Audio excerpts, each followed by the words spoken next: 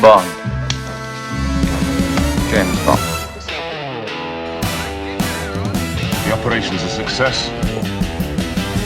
Suit up, load up, martini in hand. I'm back alive. We're ranking every mission, every villain, every plan. Where's Costco?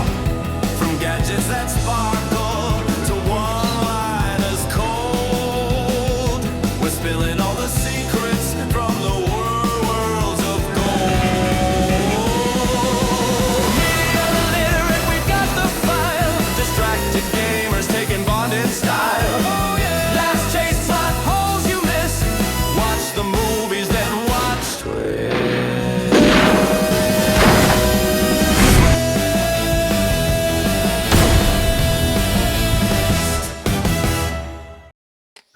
Hello, Rhett.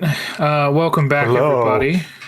We are here again being so media illiterate.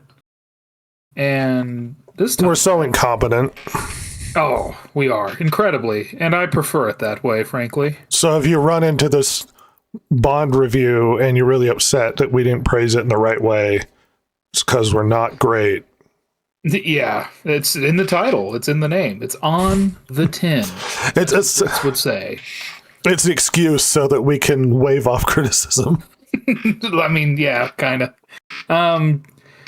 But yeah, Rhett, you have joined me. I've taken you, perhaps is maybe better said, on a journey. We are bonding. We are I won't use too bonding. much because it has been used for other podcasts about James Bond, but Oh, we are bonding. Yeah, I really, I grew up with the Bond films and I shared them with other people, and you've watched some Bond films yourself. It's not like you're new to them by any means. However, they're more the ones that you grew up with, right?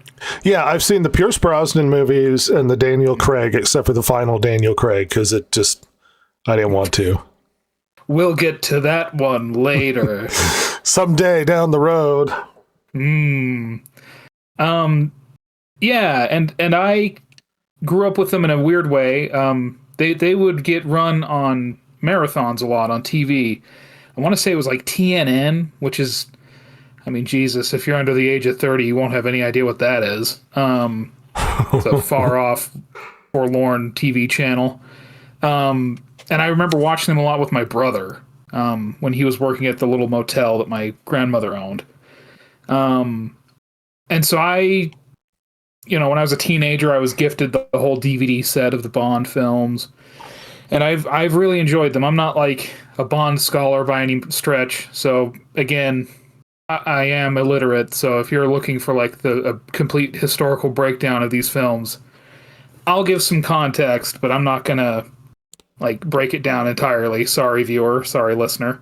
But I do think you and I will have some fun talking about these. I've really enjoyed watching these Connery films, with one asterisk on that, including George Lazenby, because that was the one issue that I kind of was thinking over how we should cover these, because we could go film by film, but I don't know. I felt like that might be a little bit too nitty-gritty. And the problem with Connery is that his are broken up with Lazenby right there at the end, and then one last Connery film. So I figured we'll just do it all in one stretch with Connery, and then we'll just talk about Lazenby here as well. Yeah, just on my part, I mean, this was kind of your cajoling. You kind of want... I don't know if it was entirely you just wanted to see them again, or you wanted me to see them, because I hadn't seen any of these. Probably a little bit of both. Probably more so I wanted you to see them, because I have enjoyed them so much. But there's definitely a part of like, man, I kind of want to watch these again, and this would be a really fun excuse. Well, there was some fascination going back to old Bond movies, because like I'm aware of tropes. I mean, my introduction to Bond was GoldenEye, and the video game GoldenEye. And so, well, and obviously like stuff like Austin Powers. And so watching these is kind of strange, because it's like I'm familiar with them, even though I haven't seen them, if that makes sense. Yeah, totally. And it is kind of like, weirdly enough, I mean, yes, we did have the the 90s Bond films with Brosnan. However, like Austin Powers was like huge when you and I were like when I was a kid and you were, what, preteen, teenager. Uh-huh. And it's funny, yeah, it is funny when you go back and watch specifically these Connery films and you go, oh wow, they just kind of like memed everything in these movies in those Austin Power films. Yeah, because at the time it would have just seemed normal and what those movies were like. But it's like I've seen references to tropes that were created with these films. Yeah. And it's like tropes, sets, even down to like costuming. More so with like, Dr. Evil, like dressing like Dr. No, but like, oh, sure. This is all kind of like a lot of this has been memed on quite a bit. In the same way that I think like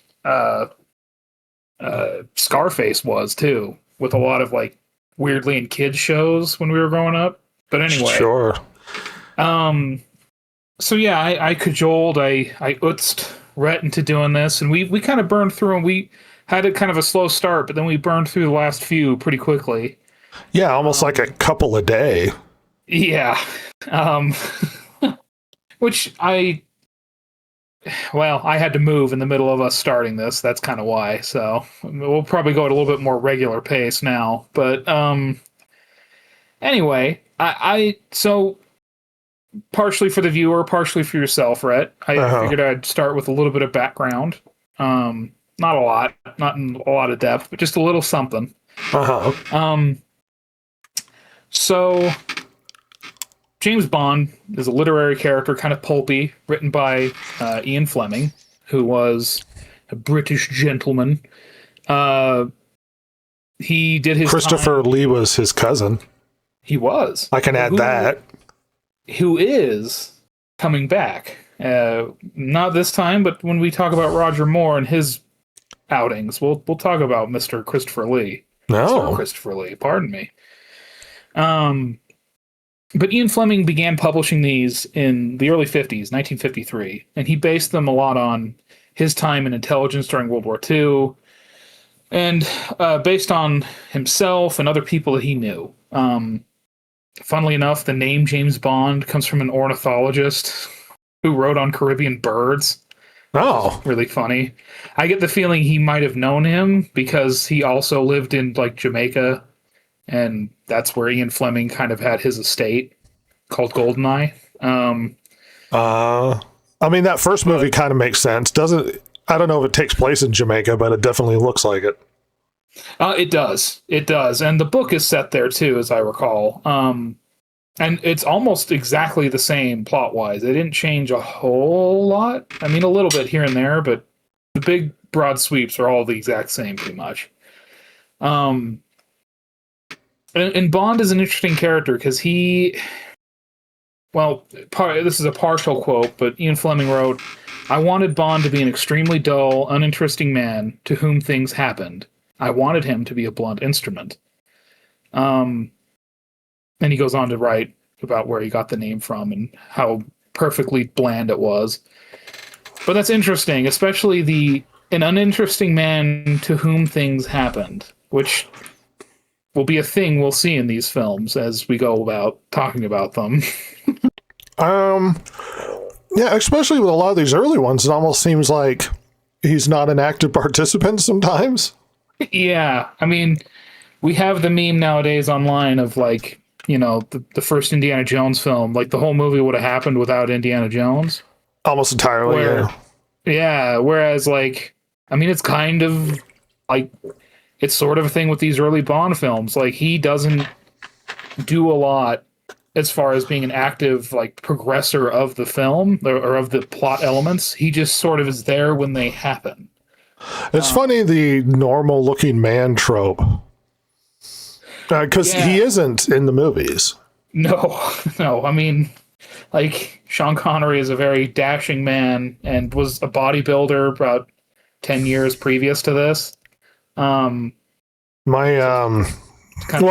reminds me of something. My mother went to school with a fella who everybody didn't quite know what his job was, and there was always like, oh, whatever. And he's kind of a funny looking, normal guy you wouldn't look twice at. Mm-hmm. And years later, after his retirement, he wrote a book, and he was in the CIA. And he, I've read the book. It's actually signed by him. But he, there's this whole story about the KGB going after him and him having to tussle on a staircase and then running and catching a train and then trying to get as far away as he could, sort of thing. But I guess the idea is you recruit as normal looking people as you can, because it's like if Sean Connery walked in, it'd be like, oh, well, that's a spy. You know what I mean? Yeah. I'm guessing this gentleman was LDS, by the way. Yeah.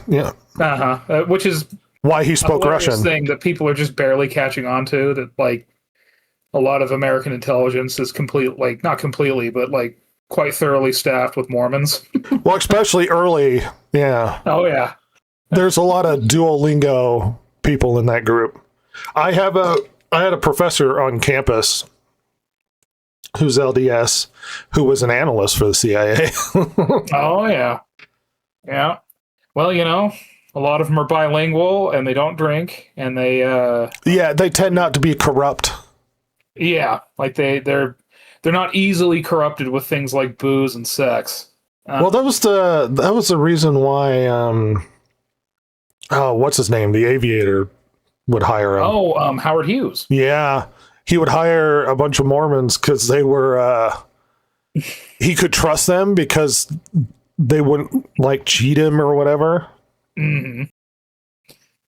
Yeah, and it'd be really funny if James, granted, this is a British thing, but like the American James Bond is just a Mormon guy, just really straight laced. Well, yeah, but that's not like cool or attractive because part of the appeal of these movies is it's like it's the ultimate male fantasy for the time period. It's going to exotic locations, being an action star, going on adventure, and then just randomly sleeping with hot women that want to sleep with you.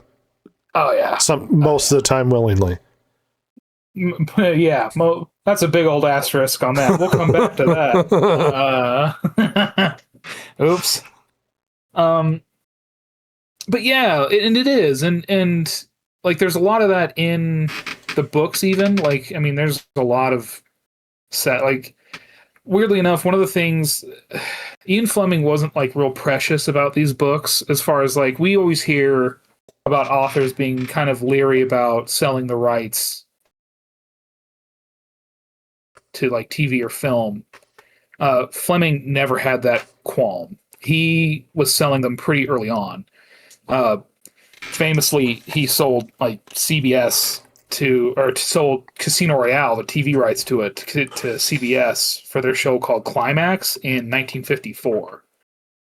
And part of that, like, Ian put a lot of himself into these too. Like James Bond's gambling and like of golf was from Fleming. Like that, he was just that way. So there is quite a bit of that. The women, and one of the issues that, like, I guess I'm getting a little ahead of myself, but one of the issues that Bond had with film, especially, was that a lot of studios didn't want to touch it because it was either too British or way too much sex. Uh-huh. It wasn't until, like, as we'll see, like the early '60s that kind of they got really loose on that. Found people to take it on. But it's so Eon, the Eon Productions, which is headed by Albert Cubby Broccoli and a gentleman by the last name of Saltzman. I think it was Harry Saltzman. They start their films with Dr. No. But Dr. No was not the first film, like, book to be sold for film rights. Casino Royale was actually sold first in 1955. Oh. And it was passed around for a while, but a gentleman by the name of Charles Feldman ended up with it. He tried to make a deal with Eon in the 1960s for Casino Royale, ended up not working out. They didn't want to deal with him. So he ended up making like a spoof movie in like '67. I've heard of it. Enough. Yeah. I think they call him Jimmy Bond in that film. But as we'll get to much later in our series here, Casino Royale will come back around, but it, as of now, it is kind of lost to Eon.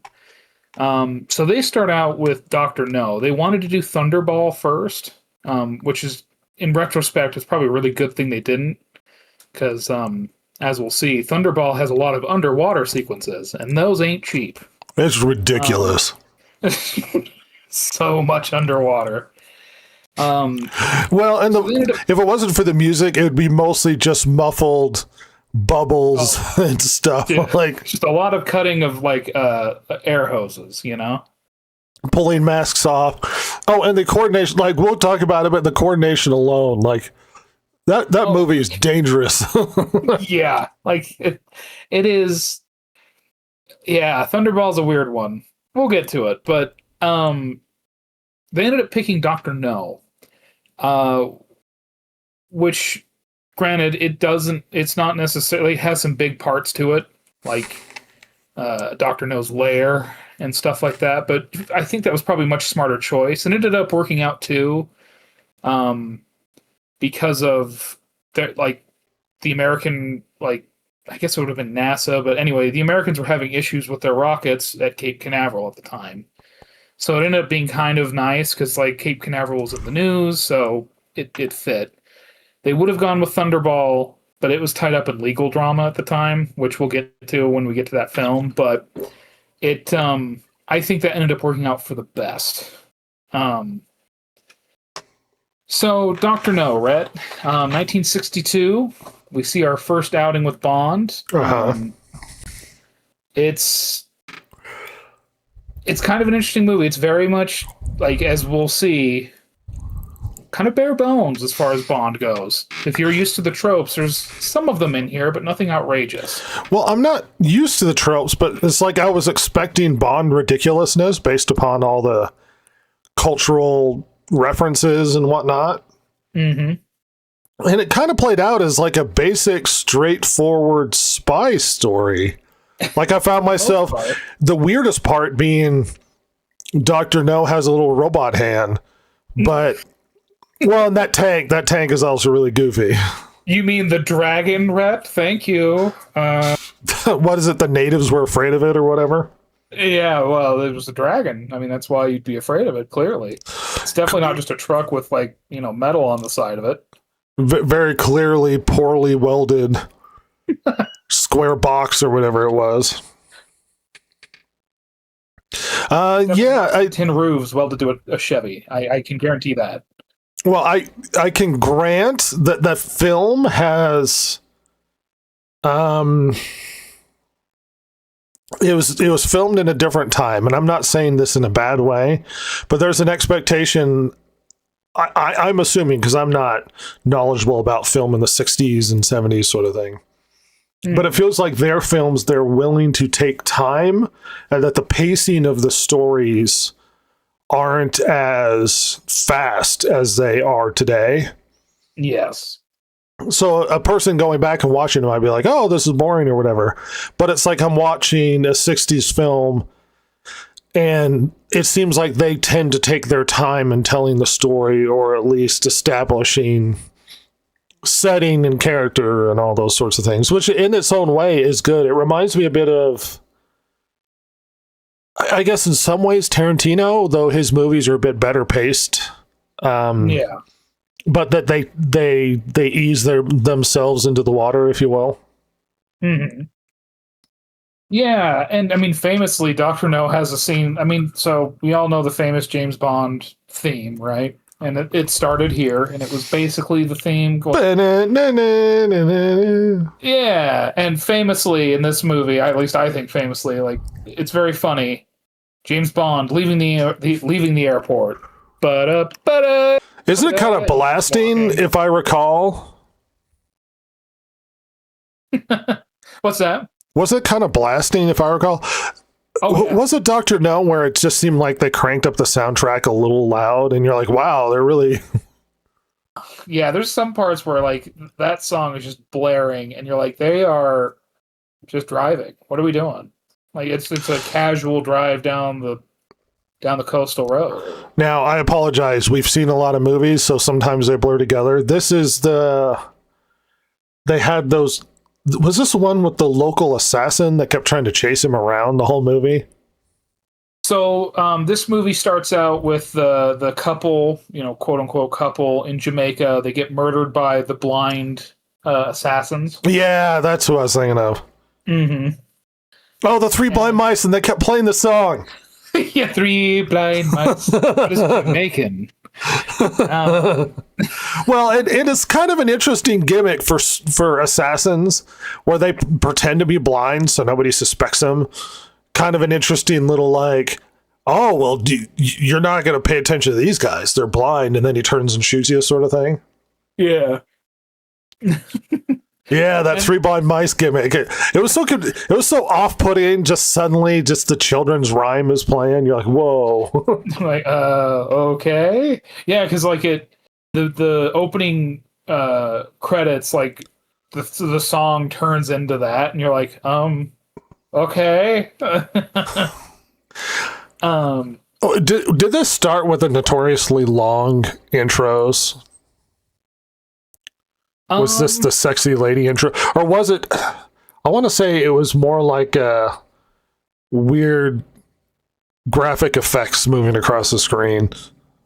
Yeah, I think there was some sexy ladies too.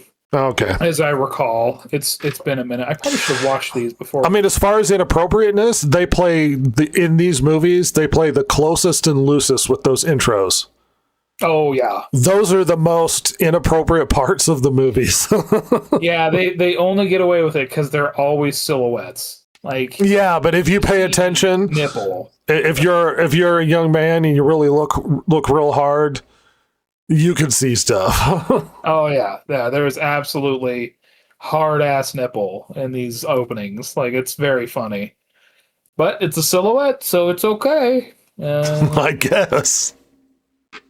So yeah, Dr. No filmed in it's about Jamaica, kind of close to Fleming's heart. It was made for very little money, by the way. Do you know what the budget for this was? No. $1.1 million. Yeah, that's cheap for our day. Is that cheap for them? That's fairly cheap. Like, let me go to the inflation calculator, my best good friend. Let me see what that turns out in today's monies, because I should have had this ready to go. I apologize, Brad. No excuses. Plan ahead like James Bond. Yeah, that's like $10 million in today money. Okay, I mean it's cheap. It's cheap. It's an indie movie. Yeah, and I mean it's not the bottom of the barrel, but it is a fairly cheap movie. Especially when you consider they are filming on location in Jamaica. They have to make a flame tank that looks like a dragon, and it totally does. They have to make a secret lair that then blows up. Yeah, at the end, like there's quite a bit. Got to blow up some models and stuff. Yeah. So their like production partner was United Artists. Like that was the studio they were working with. Oh, okay. And United Artists is famously kind of more of an independent thing, especially at the time. Like it was famously started by actors and directors for artists, So it tracks that they wouldn't have a big budget for this. That's why I think, can you imagine them trying to make Thunderball with 1.1 million? Like that's would have not have happened. No. The boat alone in that movie would have cost too much. I mean, if they did it today, it would be an absurd cost. The amount of safety people you'd have to have around. Oh, yeah. And famously, Connery almost, there is an alternate universe where Connery decapitates himself in this movie, and that's it. And Dr. No? Yeah, so you remember the car chase down that gravel road, and then he drives underneath like a piece of construction equipment? Uh-huh. So they had tested that before, driving pretty slowly. And according to the director, I think it was the director, they had about 4 inches either side of the car to play with to get underneath that piece of equipment. Connery's not a stunt driver, but okay. Yeah, but because it's an open top car, they had to use him, I guess. So he's driving along, and so when he does it for real, he's going like 40, 50 miles an hour, and his car bounced at the last second and got him right where he needed to be, and right underneath that piece of equipment. But there's an alternate reality where he's just dead. He dies. Making Dr. No. And we will never know what he could have been. Zardoz would have never happened, Red. Oh, no. I know. Very sad. Sean Connery in bondage gear. Yeah. That's a hairy man, too. The 70s and early 80s had to offer. Yeah. Goodness. Did we get... Is Darby O'Gill before this? I think it is.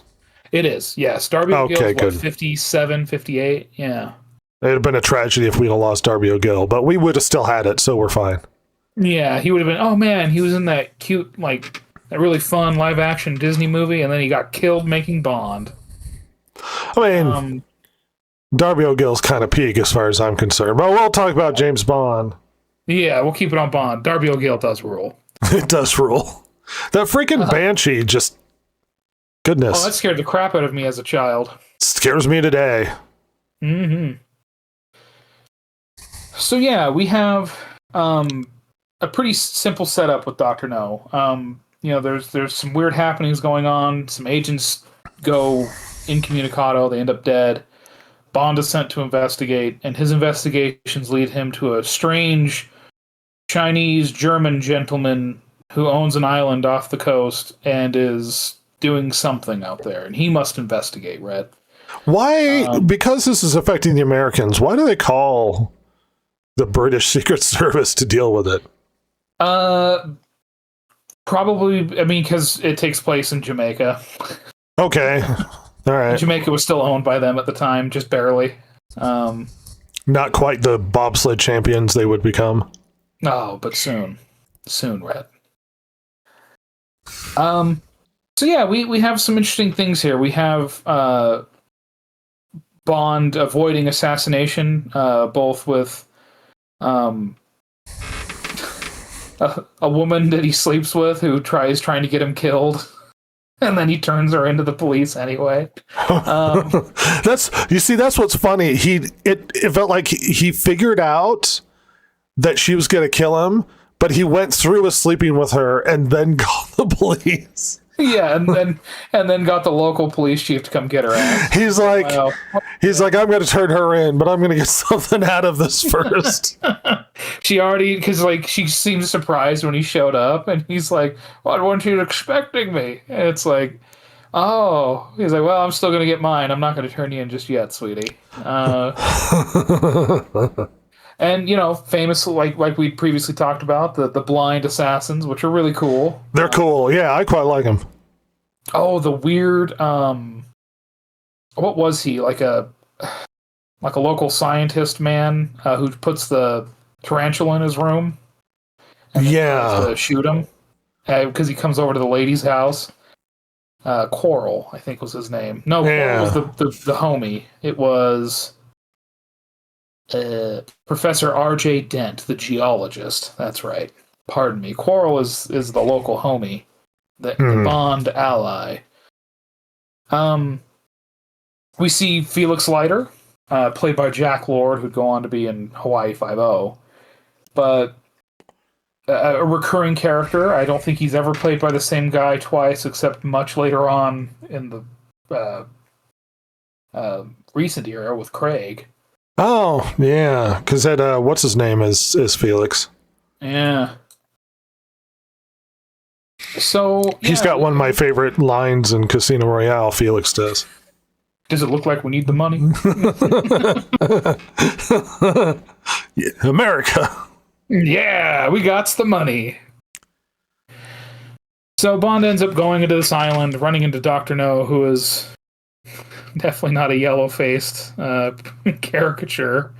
kind of isn't in a way. I guess maybe at the time, but man, It's like maybe the movie suggested it, but I'm watching it and I don't see an Asian fella. So like not really. I mean, I guess maybe the an guys are otaku of sorts. pulled a little back, but like not bad.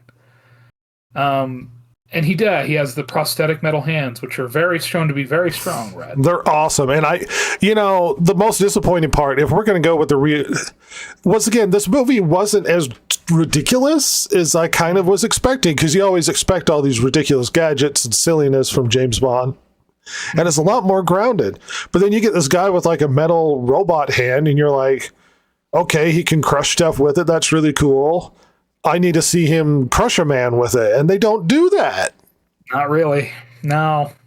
He ends up dying because of him, because he can't get a grip on the metal. But it's like, what a waste. He should crush a man with that that metal hand. A little bit of Dr. Claw in there. Oh, well, hey, where do you think he came from? Yeah. But Dr. No is working for a criminal organization known as Spectre, right? And he is trying to disrupt the American space launches at Camp Canaveral. Can I act stupid? Join Spectre. For a second here. Oh, yes. Maybe I just didn't pay attention, but being mostly familiar with the Pierce Brosnan stuff, I didn't really realize there was something called Spectre until Daniel Craig. Yeah, Spectre is like the thing throughout most of the Bond. Were they in the Pierce Brosnan stuff and I just didn't notice? Pierce Brosnan, no. So, I don't believe they were. It was mostly like Russians and stuff. I don't remember a secret organization called Spectre. Yeah, they're always in like, in those movies, it's always like a rogue, whatever. You know what I mean? Yeah. But I think really Spectre, the last time we see them is, God, I think Diamonds Are Forever? Maybe in For Your Eyes Only? I can't remember. So they're kind of a heavy Connery thing. Very much so, yes. Yeah. Yeah, very much so. I thought they were like, was I stupid? Was I just not paying attention? No. Yeah, they kind of aren't a thing until later, and I'll look into it when we talk next. But I want to say there was a legal thing, I think. Oh, okay. I can't remember, or maybe they just gave it up. I'll look into that though, because I don't recall why they stopped using it. But yeah, gotta keep saying a lot. I apologize, everybody. So, Dr. No, we finish it off with Bond almost getting electrocuted in a vent, and then almost being burnt alive in the vent. I forgot about that actually till just now. Didn't they dress him up like Dr. No 2 with just a similar outfit? Him brand new duds because he was all irradiated when they were out in the by the dragon truck thing. Oh yeah, doesn't he run into sexy lady randomly? Yeah, once they get to the island, because she goes there to get shells to sell. Yeah. And then they run into the dragon and he shoots at it with his pistol, I think. Mm-hmm. Which doesn't work because it's basically a tank. Shockingly. And Coral gets burned alive. Uh-huh. Poor Coral. He got done dirt nasty. He also panicked a little bit, though. I'm going to be honest. Wasn't he the famous guy? Yeah, weirdly enough, if we look at this movie as who is the most seasoned or famous actor in it, it's going to be the gentleman that plays Quarrel. He is by far and away the most. I mean, Bernard Lee a little bit, but I think Quarrel would have been probably the most well known to people. Strangely, let me see. What was he in? Kitzmiller, and he'd been in quite a few things. A lot of foreign stuff, weirdly, from Slovenia and Italy and shit like that. Really odd. Yeah, is he supposed to be Jamaican or?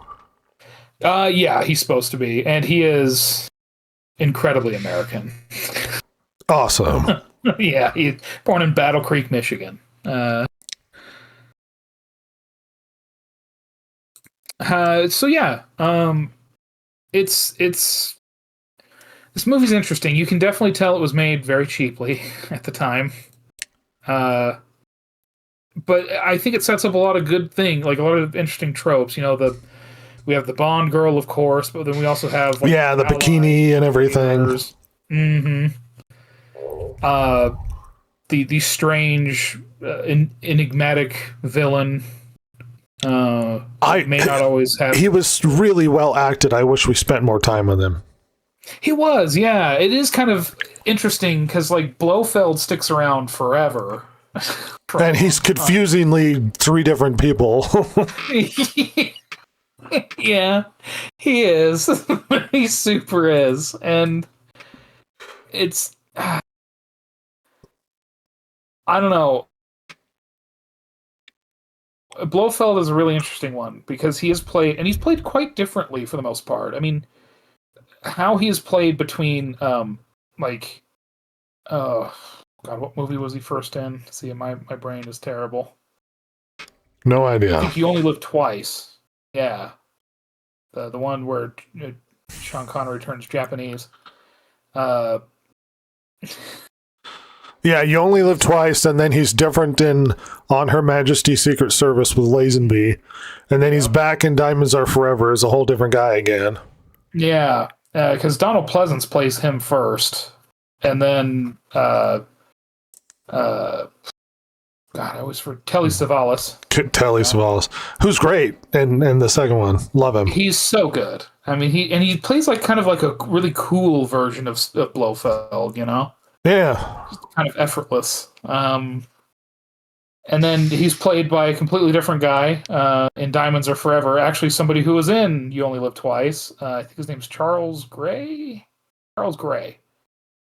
It's interesting that the Bond villains kind of have an injury or something, almost like there's, and I don't know if it's intentional, but it casts this color of them all having sort of a tortured element to them.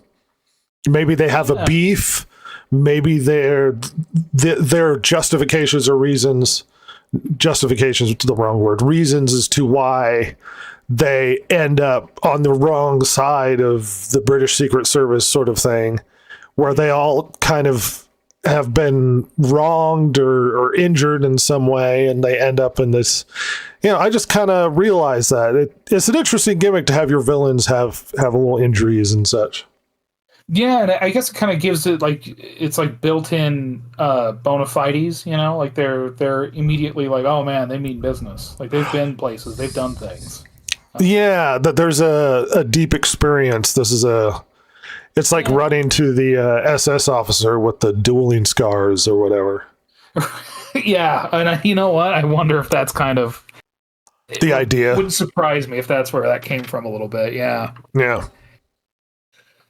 I think the most intact villain is Goldfinger, weirdly enough. Yeah, he likes gold.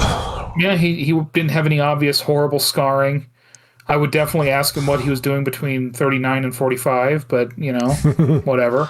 Maybe there's emotional scarring we're not aware of. Yes.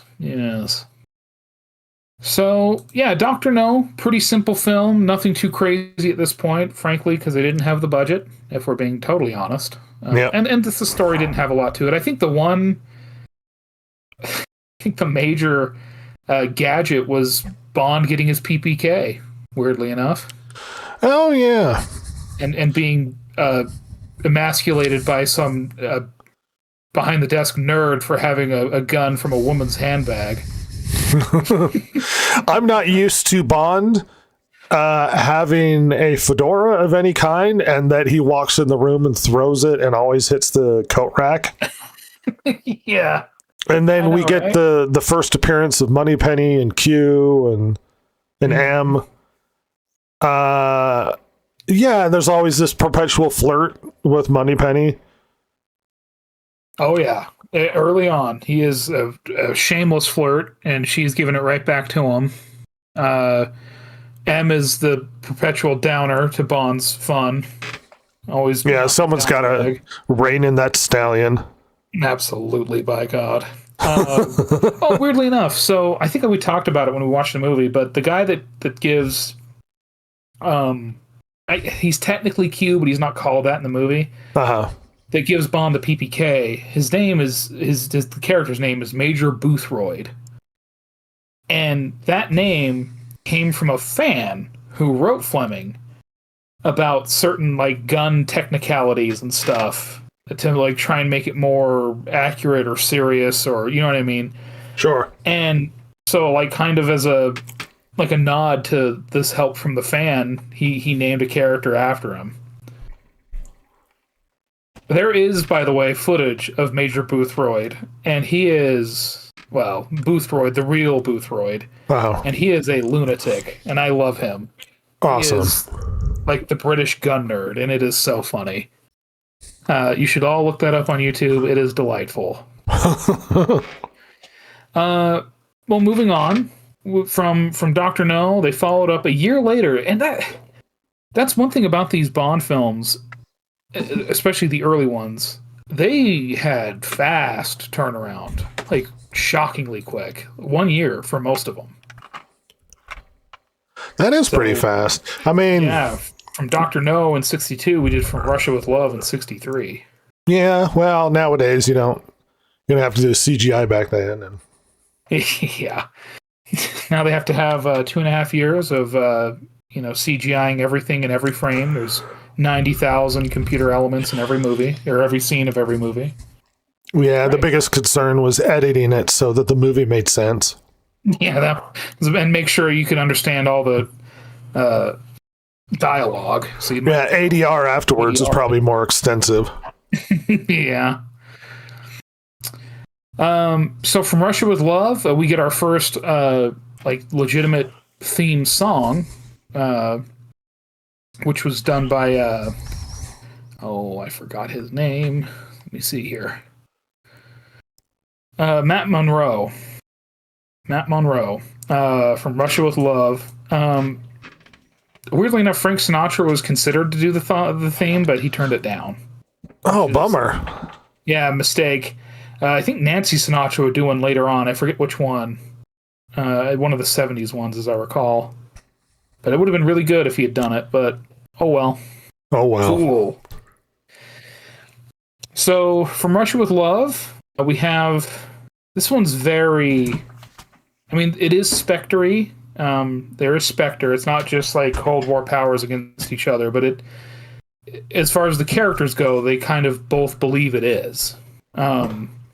Both Bond and his Turkish allies, and Tatiana Romanova, his love interest, the Bond girl for this film. But we have... She's in a weird situation in this film, too. Very awkward and very Russian. Yeah. Situation to be in. Like, her boss is like being like weird, like dominating, like, you will do what I tell you, and you will like, oh, okay. Like, well, and not to... I guess I'll sleep with this random British man. And you'll probably get over a little bit of a synopsis, but this movie's good. It's really good. This movie's really good. It's...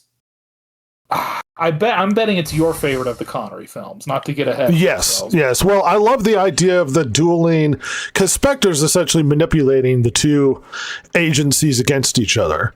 And I like the idea of these dueling bonds. Yeah. Where there's a Russian agent and a British agent, and they're both on the train looking for the same thing. And they're both trying to outmaneuver each other, and it's just like, oh, awesome. Awesome. You know, so good. There was there is a Shadow pulp comic, which is probably older than this movie, that had a similar story. Oh, really? Yeah. He basically ends up on a train where he's trying to outmaneuver basically the communist version of himself. And we're talking early communists, like teens communists. Oh wow, wow! That's Like great. not too long after the revolution, sort of thing. And in that story, as in with From Russia with Love, because oftentimes you place these heroic figures in situations where they sort of clever their way out of it, but they're sort of the most skilled, the most clever, the strongest, the best shooter. Sort of, they're overwhelmingly the best. And I love the idea of putting basically their equal into the mix. So now he's countered by basically the exact same guy that can do the exact same thing. Like in the Shadow story, the Shadow runs into another guy who does like the weird psychic shadow powers that he can do. No.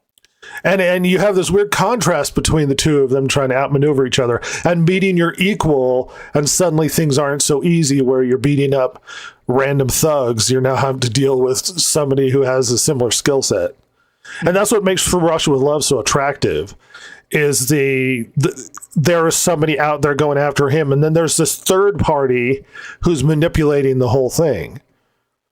Yeah, and it's so the impetus is like MI6 wants a Soviet cryptography device that's at the consulate in Istanbul, and they want they're trying to get it because a Russian gal who works, she's a clerk at the consulate, Tatiana, she sends a message to MI6 saying she's in love with Bond, and she wants to, she will give him the cryptography device. She just wants him. But this is all being orchestrated by Rosa Klebb. She used to be head of SMERSH, which was the Soviet counterintelligence. But really, she's a Spectre agent. Yeah. And she's interesting. Diana to get to Bond. Female villain too. Oh yeah, the dour, the horrible Ruski. You can also sub in Germans into that too, pretty easily, as we'll see in kind of Austin Powers, Frau, whatever her name. Frau Farbissina. Yeah. And she is also using the taking advantage of her agent. His name's Grant, as I recall. Donald Grant, and he's a Spectre assassin. So she's going to make use of both what she can of the Soviets' capabilities, but more so her special assassin man who's trained. And actually, this movie opens up with him murdering Bond, quote unquote, but really it's just a guy in a mask. Yeah, preparing to murder Bond, which is an interesting way to start this second film. Yeah. Bond dies. Just confuse the audience. We're like, what's happening? Oh my god, no! Oh, someone's out there for our hero. Yeah, he is. The stakes are high. He's training. He is ready. You do have a Bond girl that stays consistent through the whole movie. Yeah. Weirdly enough, I think the biggest man whore in this is Ali Kerem Bey, who's the Turkish intelligence guy. Oh, yeah, him and his women. Yeah, that he just has lounging around in his office where his sons also work, which is hilarious. Yeah, yeah.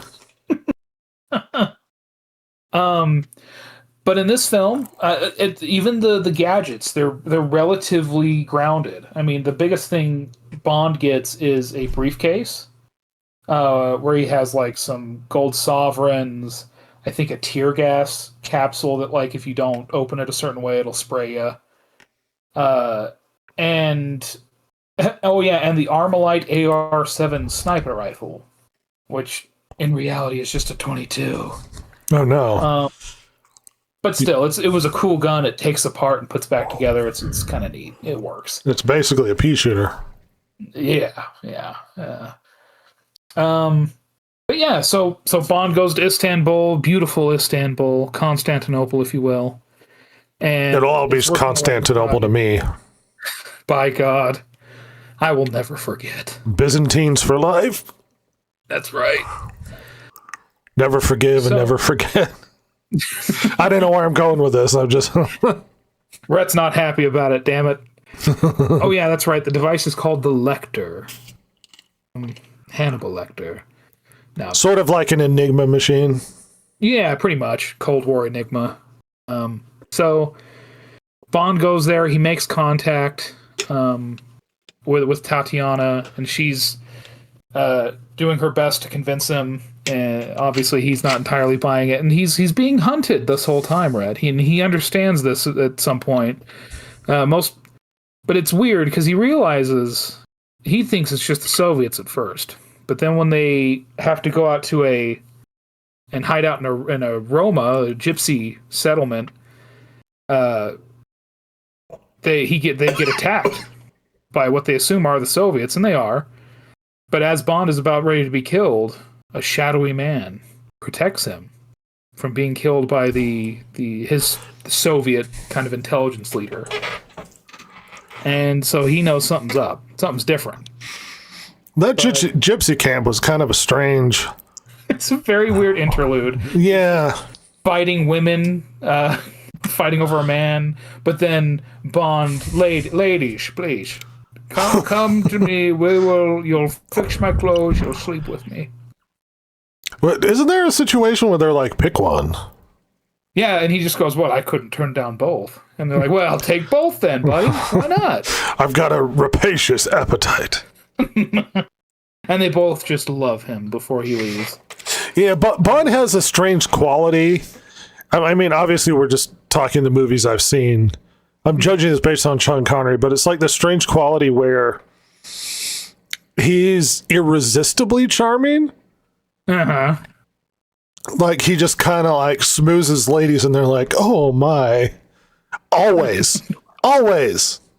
And if they can't help themselves, he'll take care of that. but like, I mean, obviously we get into that later, but I mean, they don't say no because it's like his magic power is wooing. Oh yeah. And it is. It is wooing. He's got a magic wiener, right?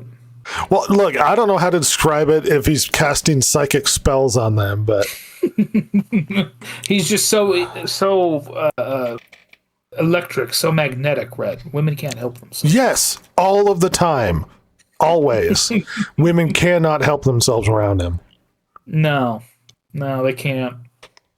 And Which is his success. Well, yeah, but it's not used. I guess this is the male fantasy aspect of it, but it's not used in a way that you would hope a spy movie would, where it's like he's honeypotting them or they're honeypotting him or something. Yeah, not really. It's more like while he's there, he makes you for the most part. I've got time. Let's do stuff. Yeah, well, I don't have to be there till 7:00. It's only 5 now. And then later, when I'm slightly displeased with you, I will give you a walloping.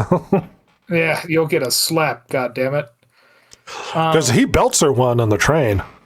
Yes, he does. Yeah. Oh my god. And when we see it, it's like, whoa. Oh, hey, James, buddy, let's not get crazy here. She's a counter spy, manipulating stuff. That's one thing I would at least bow off to when it comes to the character, is sometimes he might do unscrupulous things, but it's like whatever it takes to accomplish the mission for queening countries sort of thing. Yeah, for the most part. And so I'm willing to shrug off a lot of the actions because it's like, well, I'm going to do whatever it takes. Mm-hmm. Mm-hmm. There's a funny exception in On Her Majesty's Secret Service. Well, I guess not a full exception, but it is a little bit indulgent, I guess is the word. Well, most of the time with the women he hooks up with, it's never really necessary for the mission. No, pretty much never. This one, I mean, from Russia with Love, definitely. Yeah, but getting close to her, putting on the pretense, yeah. Mm-hmm. It ends up working out very well in Goldfinger. Almost linchpin. Yeah. Well. Vital to the plot, if you will. Mm-hmm. So yeah, he makes the plan. Do you remember the scene where they have the submarine periscope that's in the walls of yes. an embassy? Well, and the stupid part is it would be huge coming out of the... God. And on top of that, building that into the floor so that you could spy on the Russians would be so difficult without them hearing or seeing something. Or The hell's that scraping in the wall? it's like, well, we borrowed this periscope from a submarine. It's like, well, you don't have to take it for. They could just make an extra periscope. Yeah, But they don't have binoculars or telescopes, and you could just make a really tiny telescope. I guess the visual was supposed to be cool, where he pulls it down, yeah. and then he can peep through at the Russians. And I makes me wonder too if they just had that from a different movie lying around. We're going to use this prop, yeah. So he makes the plan. They make a distraction, grab the Lecter and Tatiana, and get the hell out of there. And they're going to make their way to free land on the Orient Express, Rhett. However, Spectre and Kleb, they're onto this. They know. Oh no! Of course. And they send Grant, who is takes the place of an MI6 agent, and that Bond is supposed to meet up with. Pronouns pal. And he is trying to his best to lull him into, relaxation, and then he'll get him. But is Bond falling for it? At first, yeah, he does. But eventually, he realizes he's up to something. What was it that tipped him off? It was like a vocal thing, like "old man." Was that what it was, or "old boy"? I don't recall. And he's just like, I'm not buying it. But they do have that little scuffle in the train car. Yeah, really, and he kind of gets one up on him too. Yeah, like Bond is probably the closest he is to getting murdered. Because the Russians presented as very capable. Oh yeah, very. Yeah, I mean, like you said, he is kind of Bond's equal. He is Spectre's Bond. This is probably the best structured story too. Just there's not a lot of huge that doesn't make sense. I mean, I guess the gypsy camp, but it's like there's not a lot of fat in it where you're sitting there going like, oh, this is silly or this is stupid. It's like the story flows fairly logically. Mm. Oh, you know what I completely brushed over, Rhett? What's that? Remember how they film him banging Tatiana, and they're going to use that to blackmail him later? Oh yeah. Do you know? Yeah, they record it. Yeah, and it's like that's going to work about as well. So the Soviets tried this with the Indonesian leader Sukarno, and he just wanted copies. He's like, oh wow, that rules. Thanks. Can I get some copies? I got to show my bros. So us outside of the film, we're like, well, Bond wouldn't care. But inside the film, is that actually a threat to Bond in the context of the film? Like, would he even care in the film? I don't think Bond would. I think the British government super would. That'd be really embarrassing. They have video footage of two people consensually hooking up, and one of them is your agent. Yeah, I mean, kind of like a 60s problem, I guess. Early 60s problem. Sure. Yeah. Wasn't that Frau lady that was doing it too? Oh yeah, because they had the magic mirror that was right above the bed. I forgot about that. I when you were saying that you forgot something, for some reason what came to my mind, it was outside the embassy. Wasn't there he escapes and climbs out a window or something? Yeah, that's when they I'm pretty sure that's when they were getting the Lecter, because things got a little bit gnarly. It might have been when he was scouting it out too, actually. I just remember that he escapes in this goofy way. Yeah, because they blow a hole in the wall when they leave with the Lecter and Tatiana. Yeah. But yeah. Yeah, I like the movie. I like a straightforward spy, non-complicated. It's not silly. It's not overboard. There's not goofy characters. It's basically straightforward. I mean, great spy stuff. Love it. Yeah, really good. Does have a boat chase in it randomly at the end. Love it. Always have that. But it's a good movie. Really well done. It's very Cold War without it being just blatantly about the Russians against the West, right? Yeah, yeah. It's really good vibe. It's great. Yeah, it's not so much the propaganda piece of East versus West. Yeah. Yeah, not so much. Though it recognizes that that's the thing that would be going on. Yes. Yeah. So now we get to Goldfinger, Rhett. Yeah. Yeah. This is my favorite movie to talk about because it's ridiculous. It's very silly. So Goldfinger came out in 1964. Weirdly enough, From Russia with Love came out in the US in 1964, as did Goldfinger. Isn't that weird? Same year. Same year, because I think From Russia with Love came out in like the beginning of the year for the US. Yeah, no, like May. So there was only like a few months difference. They were pumping these out. Yeah, they were really. Boy, there's a lot of really fast turnaround on these, huh? Yeah. Jeez. Anyway, so Goldfinger, we have. Well, I think we start out with Bond in Latin America taking out a drug lab, as I recall, and he meets with Felix Leiter, played by a different gentleman, of course. That's and I think wasn't he wearing the duck hat in this at the beginning to disguise himself? Maybe I'm thinking of a different movie. I don't remember. I just remember he's wearing the wetsuit and then he has a tuxedo on underneath it, which is great. But then he is directed to meet with a bullion dealer, Arik Goldfinger, in Miami Beach. And Bond, being the arrogant douche he is, rather than just watch him like he's supposed to do, he sees that Goldfinger is cheating at gin rummy, and he's gonna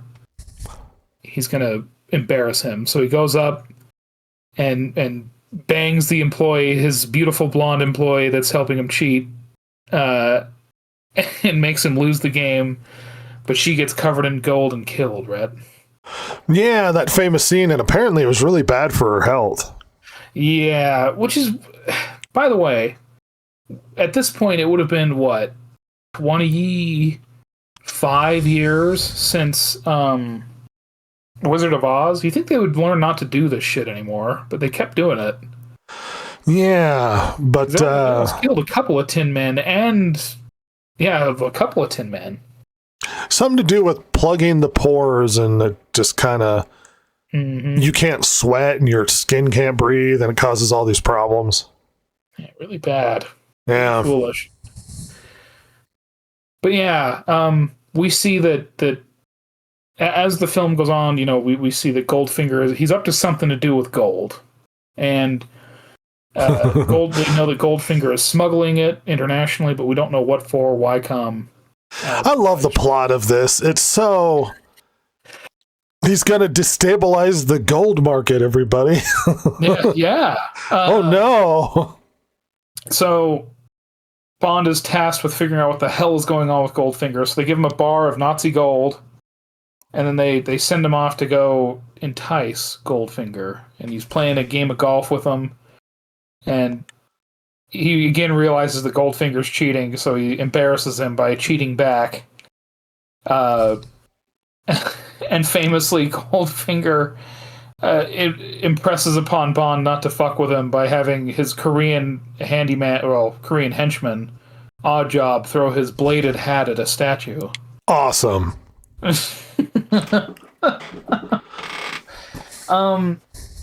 Later to be parodied with the guy with a shoe, but yeah. Yeah. Who would later be a criminal. He is currently in prison for murder. Bad. Real bad. Anyway, go ahead. You know what I just realized, Rhett? There's 3 Bond girls in this movie. Well, the famous horse girl at the end. Yes. The girl he hooks up with in the beginning. I'm missing the other. And then there's her. So it was Jill Masterson. She got painted in gold and killed. Right. Later we have. We'll talk about her later because her name is delightful, as everyone knows. Love it. But then in between that, we have Tilly Masterson, who is Jill's sister, and she's trying to kill Goldfinger.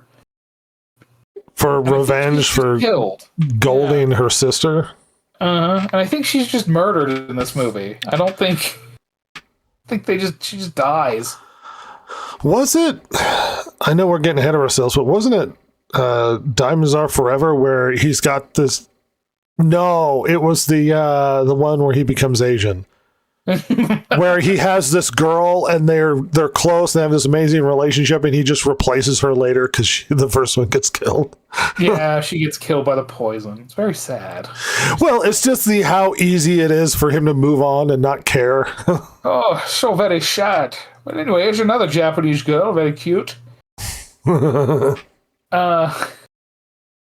anyway, Bond is because obviously they've bugged the Nazi gold. So there's a tracker, and he also tracks the Goldfinger's car. Yeah. So they follow it to Switzerland. He runs into Tilly, who's trying to murder Goldfinger. He chases him down and to like a refinery where he's like, melting all this gold down to hide it. And there's like just random Chinese people walking around, Rhett. Well, what are they doing here? Part of his weird evil plan to collect all of the important people to discuss the gold market. Oh, God. Well, that's later. That's at the stud farm, Rhett. Oh, okay. Yeah. All right. Yeah, his team does seem to be suspiciously Chinese. Are they supposed to be? They are, yes. Because he has the Chinese nuclear physicist, and they incorporate the gold into the Rolls Royce, if you remember, to smuggle it out of England. There's so many eagles in this car. Yes. So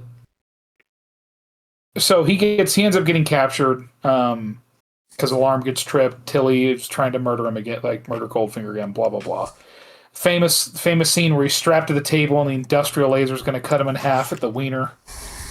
But cut him the long way. Yeah, murder the long way. But he convinces Goldfinger to keep him alive because he knows about Operation Grand Slam. Is this the one where it's like, I expect you to die, that one-liner? Yep. No, Mr. Bond, I expect you to die. Mm-hmm. That's the sort of stuff I love out of a Bond movie. Oh, yeah. It is pretty fun. He is piloted on the private jet to his stud farm in Kentucky by Rhett. Pussy galore. My goodness.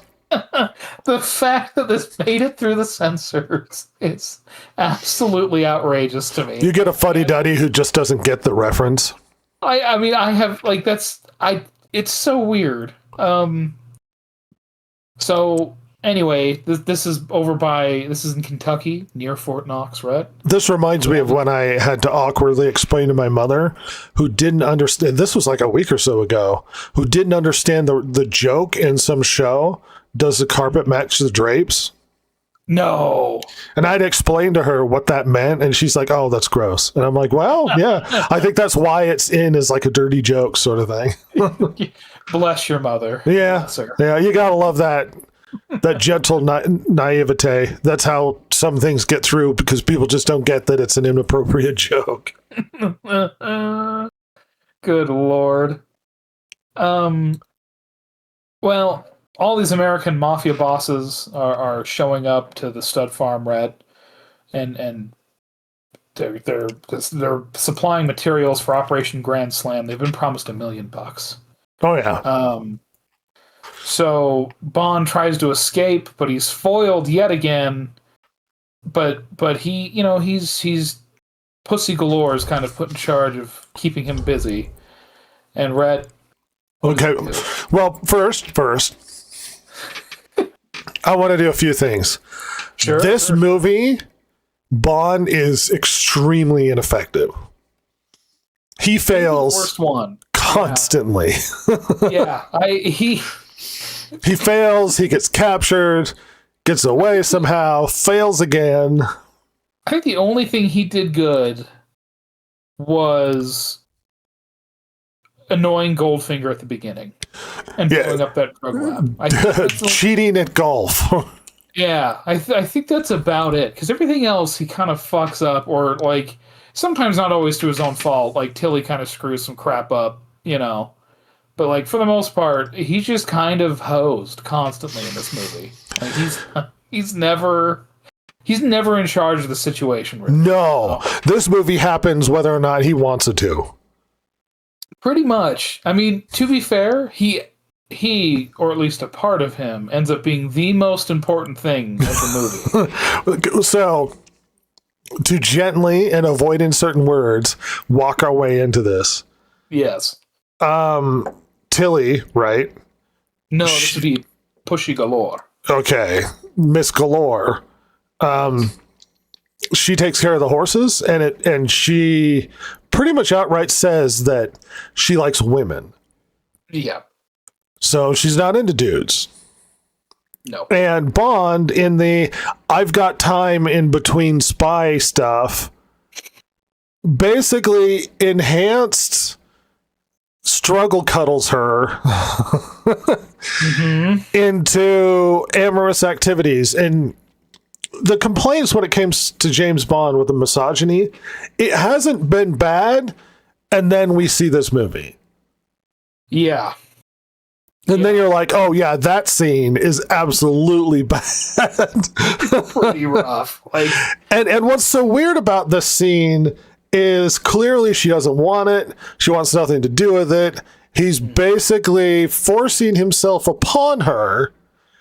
And in another confusing turn of events, he is so powerful in his crotch that not only does she not regret it, but she basically goes straight and saves the day because he forced himself upon her. And this might sound ridiculous to a listener who's never seen this film, but I'm telling you right now, Bond does nothing to change the course of events, but he forces himself upon a lesbian who ends up liking it because he's so amazing, who calls the CIA to save the day. yeah. Yeah, that's... Literally forcing himself upon her stopped Goldfinger. Yeah. Yeah, I mean... Old grape saved the day. Yeah. Yeah, had he not been such a boorish asshole... the gold market would have been ruined, Rhett. But because he's such an absolute asshole and had to force himself upon this, I mean, as blatant as you could be in 64, lesbian. Poor horse lesbian. Yeah. Well, and remember, she's the pilot for Goldfinger. She's the flying school. She's also very assertive, like strong woman sort of thing. Mm-hmm. Yeah. Yeah, and it's his peen saved the day. Bond did nothing. He was just captured and had he not been so aggressive, completely aggressive and randy and boorish, the world's gold market would have collapsed, Rhett. Yeah. Yep. Thank God. They'd have gotten away with it. It would have gone off basically without a hitch. She didn't want to do it, and eventually he must be amazing. Like, just confident that even if he forces himself upon you, you'll love it. Yeah. There's nothing you can do about it. It is so wild that is... you said, like, because you watch these and you're like, oh, like, yeah, I mean, maybe a little outdated by a lot of people's standards, but like, they're not that, like, the things he does to women for the most part, it's like, well, it's overwhelmingly consensual, if not kind of piggish. Yeah, it's like, well, I mean, this is like wild, but like, she wants to be there, and if he's like the slap in From Russia with Love, it's like, well, he's trying to get the mission done. Like, he's not putting up with no bullshit. Yeah, he's got stuff to do to save, to help Britain and all that stuff. But, I mean, he does save the day. He does save the day, but I don't... Like, that's the thing. If all you would have needed is one little scene where it's like, this is my last gambit. This is all I have left. Like, I have to... I mean, I have to woo this lesbian. if you're going to complain about misogyny in James Bond and the sexism and stuff, this is the movie where it's peak that. Where you're like, well, James Bond's horrible and sexist, and it's like, yeah, this movie. Yeah, this one is by far the worst. The worst when it comes to that, where he's not only incompetent throughout pretty much the whole movie, but then he forces himself on a lady, and that's what saves the day because she calls the CIA. Yeah. She's like, well, I like him now. Just wild. I mean, it's a thing online where certain types of people, certain types of women talk about like mediocre men, and like all this kind of stuff. I mean, literally, this movie is James Bond failing and using a woman who's far more in control of the situation to get out of the pickle he finds himself in, basically. Yep. Like, it is... Just by being Randy. Just by being, frankly, horrible. Had that not worked out his way, it would have been real bad. Like, he just would have assaulted a woman and failed. Like, oh, okay. They'd have found his dead body in a ditch somewhere. Yeah, I just would have been dead at Fort Knox. Like, oh, what happened? I don't know. And a lot of these movies where he gets captured and then you get sort of dialogue between him and the villain. And you think to yourself, well, Bond's a problem. Why don't you just shoot him now? It gets really bad in Diamonds Are Forever, but in this one, it's just like he's so ineffective. It's like, who cares what Bond's doing? He just, even if he gets out, he'll walk out right in front of everybody and we'll put him back in jail. Yeah, and they kind of set it up in this movie. It's like, well, we can't kill him outright because if he gets found dead, like it's too much heat on this operation.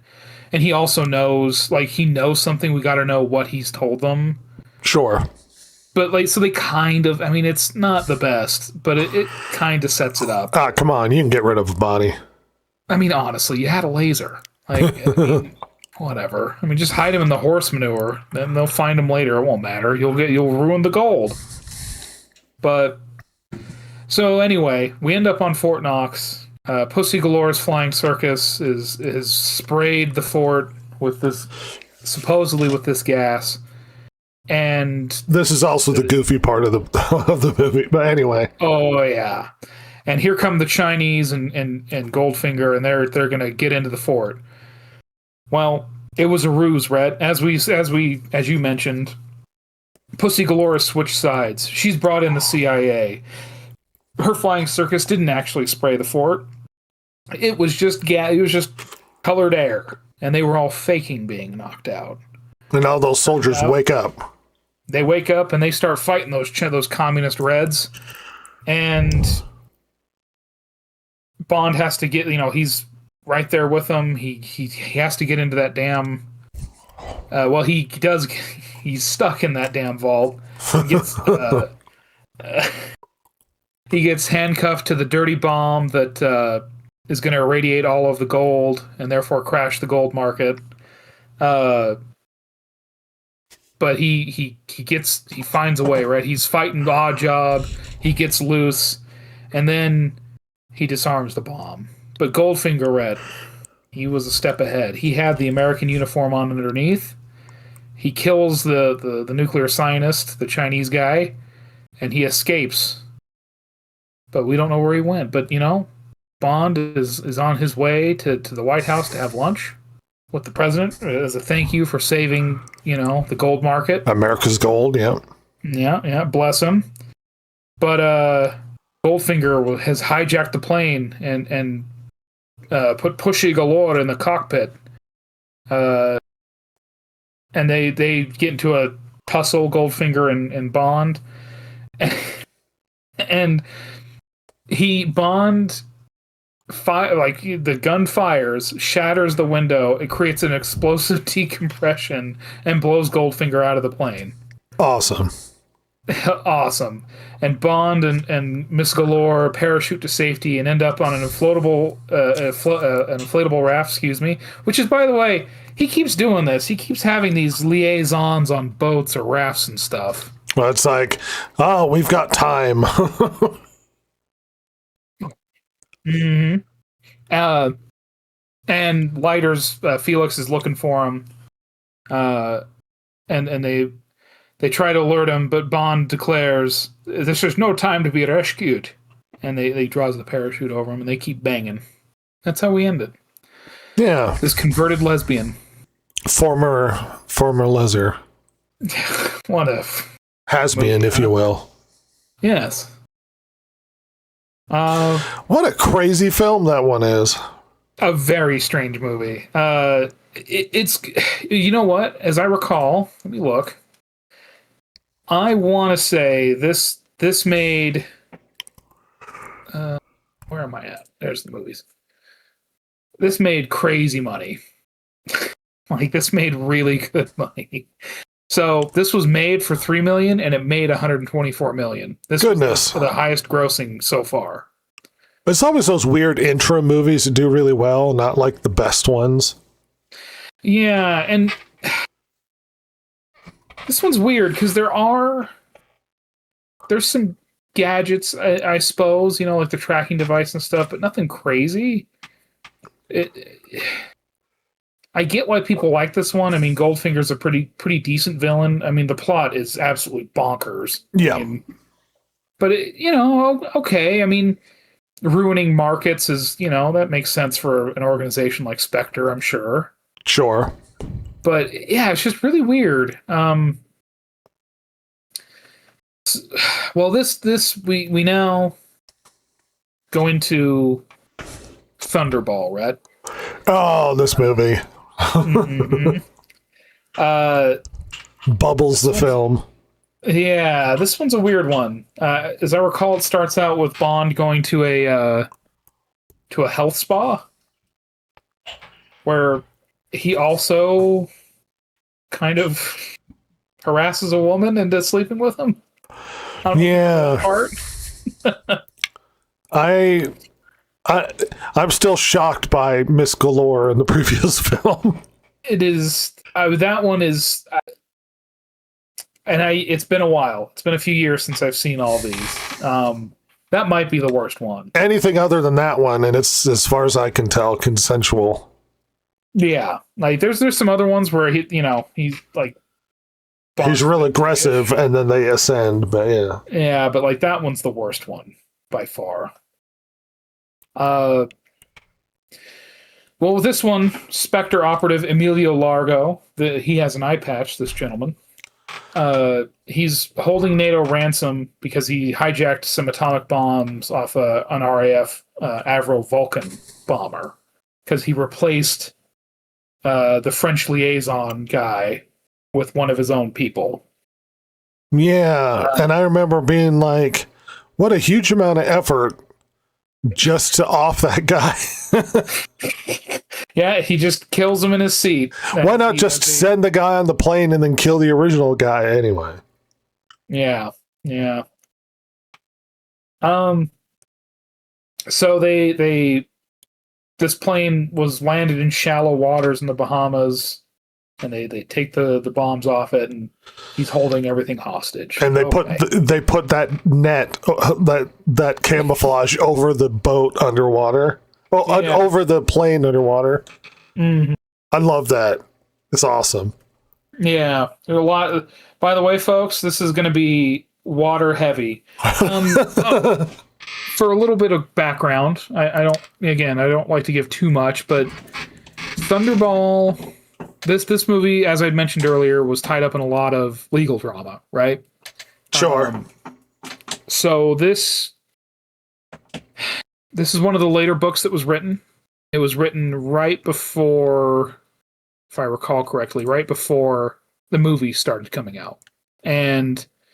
But like I said, Fleming was not precious with his idea. Like, he wanted to make these into movies. He had no problem with that. And he had been working to try and get a movie made with a a gentleman by the name of where are the producers? Sorry, Kevin McClory, and there's a couple other people as well that were involved, but Kevin McClory is the big one. And they had been writing a separate thing because McClory literally said he wanted to make a movie with like a lot of underwater stuff, like that. He was very interested in that, and Fleming had been helping him write it. Well, Fleming had this habit of, he'd done this before where he'd made screenplays and then turned them into books, but he had made the screenplays before. Well, this time he went to just take a screenplay and turn it into a book, essentially, or at least big parts of it. And he did that, and he immediately got sued by McClory for like infringement and like why did I just forget the word? Where you copy things without credit.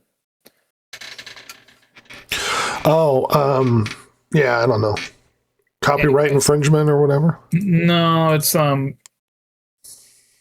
my Lord, Ross. How do you forget this?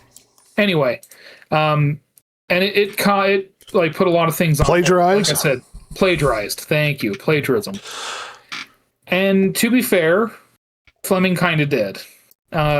Unfortunately, and part of it was how he lived, but I mean, Fleming suffered a couple of heart attacks during the legal proceedings of this. It was a problem. But eventually it all got worked out, so that's why we're doing this movie later. That's why this story will come back, everybody, in the 80s. We'll talk about it when we get to it, but the story is going to come back as a non-Eon film. It's also why Kevin McClory is listed as a producer in this.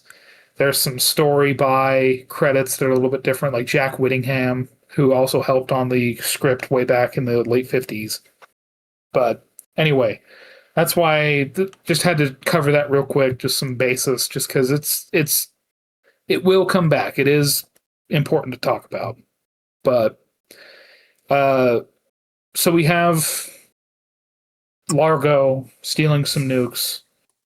James Bond is that the world is freaking out because he's holding everything hostage, NATO hostage. And Bond is being told to I forget I think they wanted to send him to Canada, right? I don't recall. I think it was Canada, but he requests him to assign him to the Bahamas so he can make contact with Domino, who is Derval's sister, the guy that they found, the pilot that was replaced. That's right.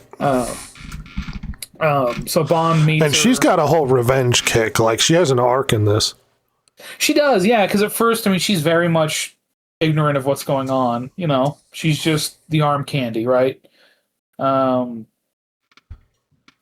yeah, eventually she gets in a bad way. But Bond keeps, getting into these meetings with her and like trying to woo her, kind of a thing.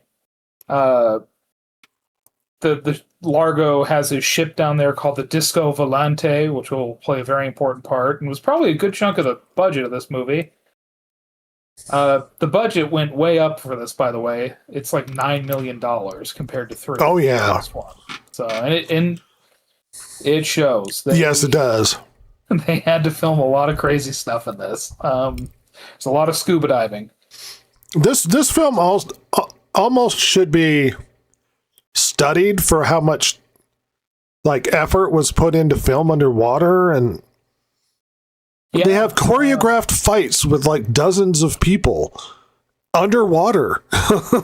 And they look pretty damn good too. Yeah. It certainly looks a lot better than the Last Jedi fucking throne room fight. I'll tell you that fucking much. Yeah. There ain't nobody just standing there swinging at the air. So no, everybody's going at it underwater. Yeah. And that's what's so crazy about this. You wouldn't film something like this today.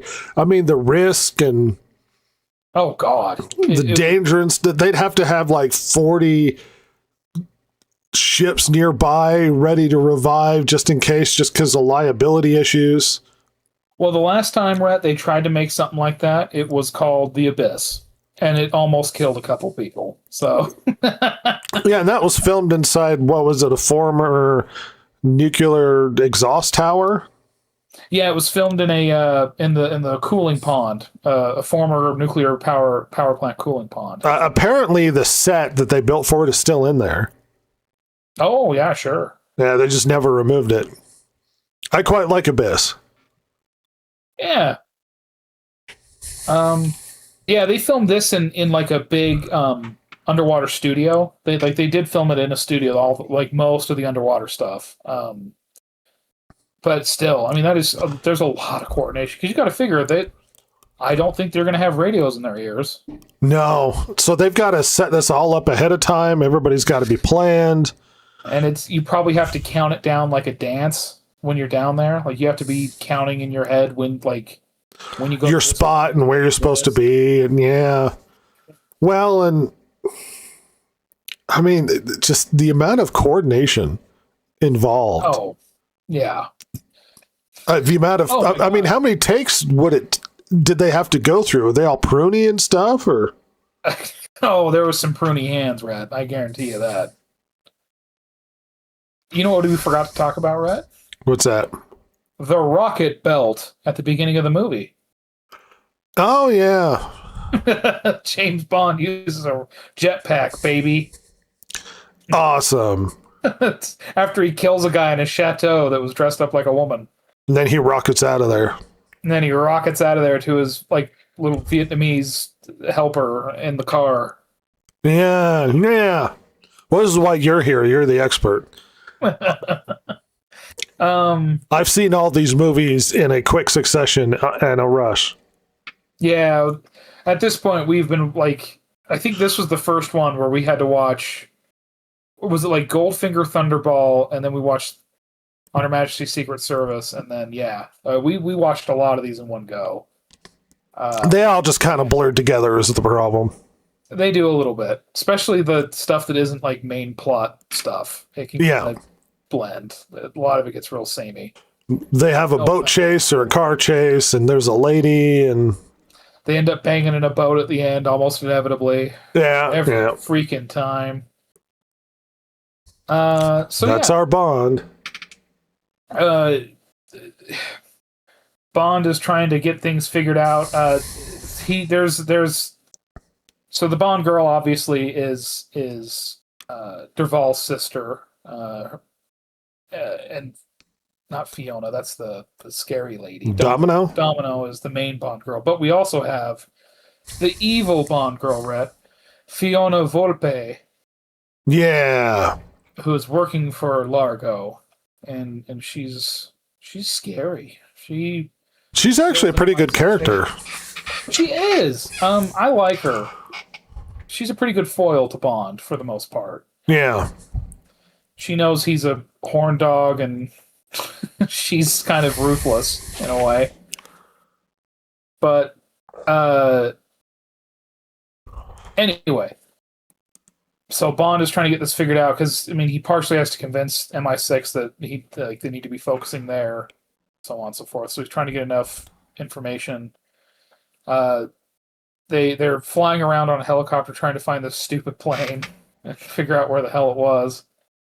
They eventually do, of course, to get pictures of everything and trying to find out where the bombs are. They figure out it's on the Disco Volante, but they God, sorry, I'm trying to remember everything. Doesn't this villain have like pools with sharks? Oh my God, that's right. They infiltrate his like coastline, like chateau, like mansion. Yeah, and yeah, he has like saltwater pools with sharks. Which, by the way, was one of the stunts that Connery was like really nervous about, and they assured him that no, there's going to be plexiglass between you because he had to like go through that tunnel. It is really jankily shot too. Kinda. They're like, no, there's going to be plexiglass between you and the shark. Don't worry. Well, the shark got around it and bumped into him, and he apparently like got out of the pool and was like, "Fuck that, no thanks." No wonder it's so jankily shot because it's not very smoothly shot because it's like it kind of shows him and you can kind of tell he's probably on the other side of the glass, And then it cuts, and then he's in there, and it's like, how do you get past the shark? He's because they couldn't film it again. He wouldn't do it. So yeah, because Volpe had she slept with Bond, didn't she? But she also kills the MI6 female agent. But then she, like, after he infiltrates Largo's mansion or whatever, they chase him into that celebration in town, the rodeo, as you will. Right? Shooting the rodeo. Yeah, they're shooting the rodeo. So she intercepts him. I think he'd been shot in the leg, right? Hides in a float. Yeah. Yeah. And he leaves a blood trail. She's really ruthless at trying to track him down. Yeah, she's, like I said, she is kind of gnarly, man. She's a really good female villain. Yeah. Well, they he like ends up in a like a dance hall or something, and she finds him there. But the henchman's gonna get ready, as they're dancing, getting ready to shoot Bond, and he immediately spins her around, and she gets shot in the back. And then he bounces, he gets out of there. Anyway, he convinces Domino while they're on the beach at some point, because again, he keeps always trying to run into her when she's away from Largo, and he tells her, like, "Hey, look, your brother's dead." Gives her his watch and his dog tag, and asks her to help him. He gives her his Geiger counter, I think, and like the little camera. Yeah. This one has gadgets. This one has so many underwater camera and like the little breathing apparatus that he can wear. Yeah. Like a Jedi. And we saw like the underwater scuba gadgets too, the little craft that they're always like that they move the nukes with and stuff. Which are clearly poorly built, and it looks like people are walking those things. The small ones, absolutely, they're walking them. Actually, no, the big one too. Yeah, the big one too. Yeah. Yeah, they're like carrying it underwater. It's just cut in such a way where you can't see, but it lets the shot run a little too long, and it looks like there's a guy in the back just pushing it. I don't think those propellers in the back are doing anything, Rhett. No. Well, the CIA bring in the Coast Guard and the Navy, Rhett, and there's an underwater battle that ensues over the Disco Volante. It's amazing. And it's kind of incredible. And also awkward and kind of boring, and sound design is weird.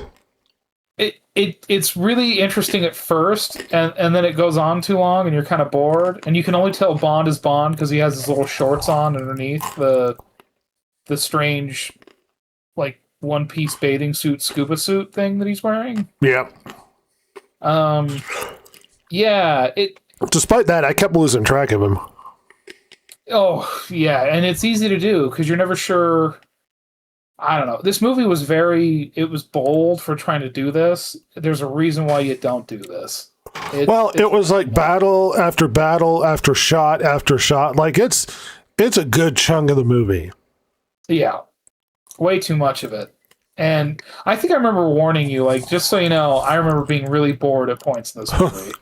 Well, one of the greatest powers apparently is just pull their mask off and the guy's immediately dead. Yeah, he's got to immediately escape. Bad times are happening. He's either dead or going to the surface. Yep. Well, the Disco Volante separates, Rhett, like a Star Trek ship. And now it's a hydrofoil. I predicted that. That ship looked weird. Yeah, it's like kind of weirdly bulbous on the back end, but like really trim on the front. It's very strange. They only do it once for that one episode, never do it again? Never again. Yeah. It never goes well when they separate either. Not at least. Anyway, Bond is on the hydrofoil section, and he's gonna get that damn Largo. But it turns out he doesn't kill Largo. Domino does. Yeah, she does. Yeah, she made Bond promise that you're going to kill him. Well, he didn't have to keep that promise because Domino got him with a spear gun, baby. I remember that fight in the, I guess the driver area of that boat just being really weird. Yeah, it was really awkward. There was like a weird kick in it, if I remember right. Like, Yeah. very silly. Remember the nuclear physicist? And then he freed Domino. And then he disappears from the story. Yeah, they all jump from the Disco Volante, and then it's just we don't see him again. I kept wondering if he died. He may as well have, because we don't see him. He doesn't get rescued by the Skyhook with Bond. No. And he just they get rescued by the Skyhook. Well, it's so weird because we don't get any build up to this. We don't get any preamble to what this guy's thinking. He just suddenly goes, I regret what's happening. Let me help you. Mm-hmm. Oh, all right. Like, they could have left us hints. They could have built this story, but no. Just out of nowhere, I'm going to betray the plan. I'm going to help you. And then he disappears, and you're like, did he die? I guess he died in the water, right? That shark went and got him. The anti-plexiglass shark. That's right. I like how they're trying to say, like, oh yes, this reef shark is the most violent, and it's like reef sharks are never that violent. No, not really. They're actually usually the chillest, but okay. Well, now, Rhett, we are moving on to You Only Live Twice. Before we move on to that gem of a film, Mm-hmm. Thunderball is such a uniquely odd film. It does stuff that nobody was willing to do. It takes chances. It's risky. Mm-hmm. I suppose when you're the first person to try and do crazy underwater stuff like this, you're bound to to not be coherent or whatever, but yeah, it has some problems in that way. Like you said, it kind of drags. Like it goes on a little too long, but then it's like, well, that's kind of what this whole movie is here for. Yeah, if they cut it down a bit, it could have been a bit more snappy and flowed a bit better. Mm-hmm. There's probably a lot that could have been cut. I think so. And I remember it being a little bit convoluted with him, like, always trying to run into Domino to convince her to come to his side, kind of a thing. I mean, I guess it's better than just, assaulting her in the hay, but still. Well, it's always this his backup plan. Hey, you got that in your back pocket. No one can resist. No. Well, you can resist, you just won't regret it. You will come to my side, damn you. Was it 8 no's and a yes is a yes? Remember, 8 no's and a yes means yes. It's a goofy film. I'm going to have to say, of the films we've seen, it's probably the worst. I think so too. Some people will say that of the Connery films, Diamonds Are Forever is the worst one. No. I completely disagree. It's got to be Thunderball, which is a shame because there's good things in Thunderball, but it's part of the plot. Just like it kind of, the pacing's wrong. The underwater fights get a little bit too boring. Like him always going back and forth with Domino gets a little bit weird. I don't know. It just doesn't quite work right for me. Yeah. It's still fun. Yeah. But it's not, I don't know. To me, of the Connerys, it's the worst. Yeah. Yet, it made the most of the Connery films. Can you believe that shit? Well, we're once again viewing this from the... I don't want to be that guy who's speaking down to people, because I wasn't even alive when this movie was made, but... Yeah. It was filmed in a different time. I like to remind people of like Exorcist. Exorcist now, it's like, oh well, it's okay. It's a bit, but it's like at that time, it just blew people's minds. It was scary and horrifying, and the special effects, nobody's seen stuff like that. We take for granted the fact that with CGI you can practically do anything you want. Anything can happen ever on the screen ever.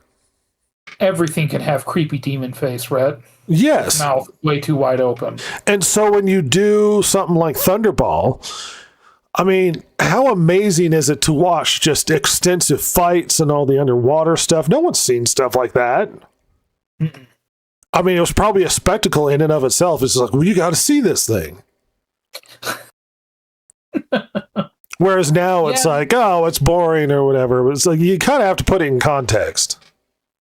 Yeah. And I think even like something like Dr. No is like, a lot of that movie, you're like, oh, it's like, look at beautiful Jamaica. Ba-da-ba-da, ba-da-ba. You know what I mean? Like, yeah, we're taking to exotic location you've never seen before. Yeah, there's a little bit of that, even with that, you know? And yeah, there's a lot of these movies early on that you gotta, like you said, you gotta take it in its time and for what it is. And you know, people remember Ursula Andress a lot as Honey Rider, despite the fact she is maybe one of the worst Bond girls. But they remember her because if you were a young man in 1962 and you saw her coming out of the water at your local drive-in, I mean, that would be amazing. It'd be incredible. Pin-up girl, you remember her forever. Oh yeah.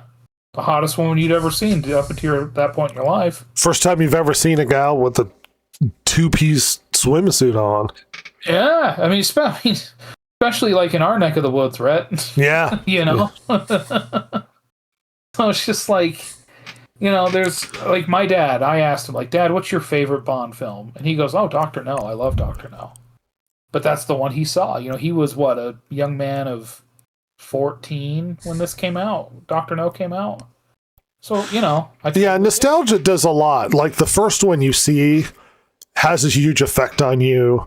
It sort of sets the standard. And I'm just trying to give credit to the fact that Thunderball was probably a lot cooler at the time, even though narratively it kind of sucks and it's a bit slow and there are a bunch of other problems. But at the time, it's like that's not so important as, oh, how cool is this? I've never seen it was almost like a big Marvel movie. They're just going to ramp up the ridiculousness of what they're trying to do. Well, what if we have just a massive fight underwater with like dozens of guys and they're all fighting each other with knives and stuff? And it's like, yeah, I mean, it's crazy. It is crazy. Mm-hmm.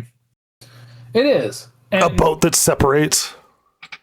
And I think there is an aspect of this, too, where this movie did so well, partially off of, well, what strength there is with Goldfinger, you know? I think it was kind of riding the momentum up, because then we see You Only Live Twice, the next one we'll talk about, it doesn't quite make as much money. It still does really well. In comparison to its budget, it does quite well. But, you know, it made about, in today's money, well, we'll use their money. So, like, Thunderball made $141 million, whereas You Only Live Twice made 111. Now, that's still really good, but I think that depression is based off of, like, You Only Live Twice that Thunderball's maybe not that great. You know what I mean? You know, thinking about it, I could almost bet you that a lot of the crazy like underwater vehicles and the boat that separates and stuff probably directly influenced like G.I. Joe toys or something. Oh, yeah. Would not surprise me. Even though I don't have direct evidence, I would not be, because it's like doing stuff like that. It's like, when do people see or even think about underwater vehicles that you hold on to and float around? I mean, you take for granted the fact you can just Google stuff, or if you're just very plugged in, you see a lot of stuff. The average person, this might be the movie they saw where they first saw stuff underwater, and it's sort of impressive and cool and. Yeah, certainly like that. Yeah, I mean, even if you saw a picture of a scuba diver or, you know, like in the magazine or whatever, but like seeing it like this, I mean, that's a totally different thing. An underwater vehicle with little propellers and stuff. I mean, it's something. People fighting and killing each other in scuba suits. Like, that's crazy. Yeah. I mean, the movie, though it sucks, probably has an outsized influence that we can't begin to imagine. Yeah. Yeah. So I want to give a little bit of credit before we moved on. It's like, no, there's stuff here. That's fair. I appreciate that, Rhett. I appreciate that. Well, I'm that kind of guy. You are. Yes. So now we are on to You Only Live Twice, 1967. A bit of a gap here between Thunderball 65 and You Only Live Twice. So I think Connery was doing some other movies in that era. I think he'd done Marnie for Alfred Hitchcock and some other stuff. All right.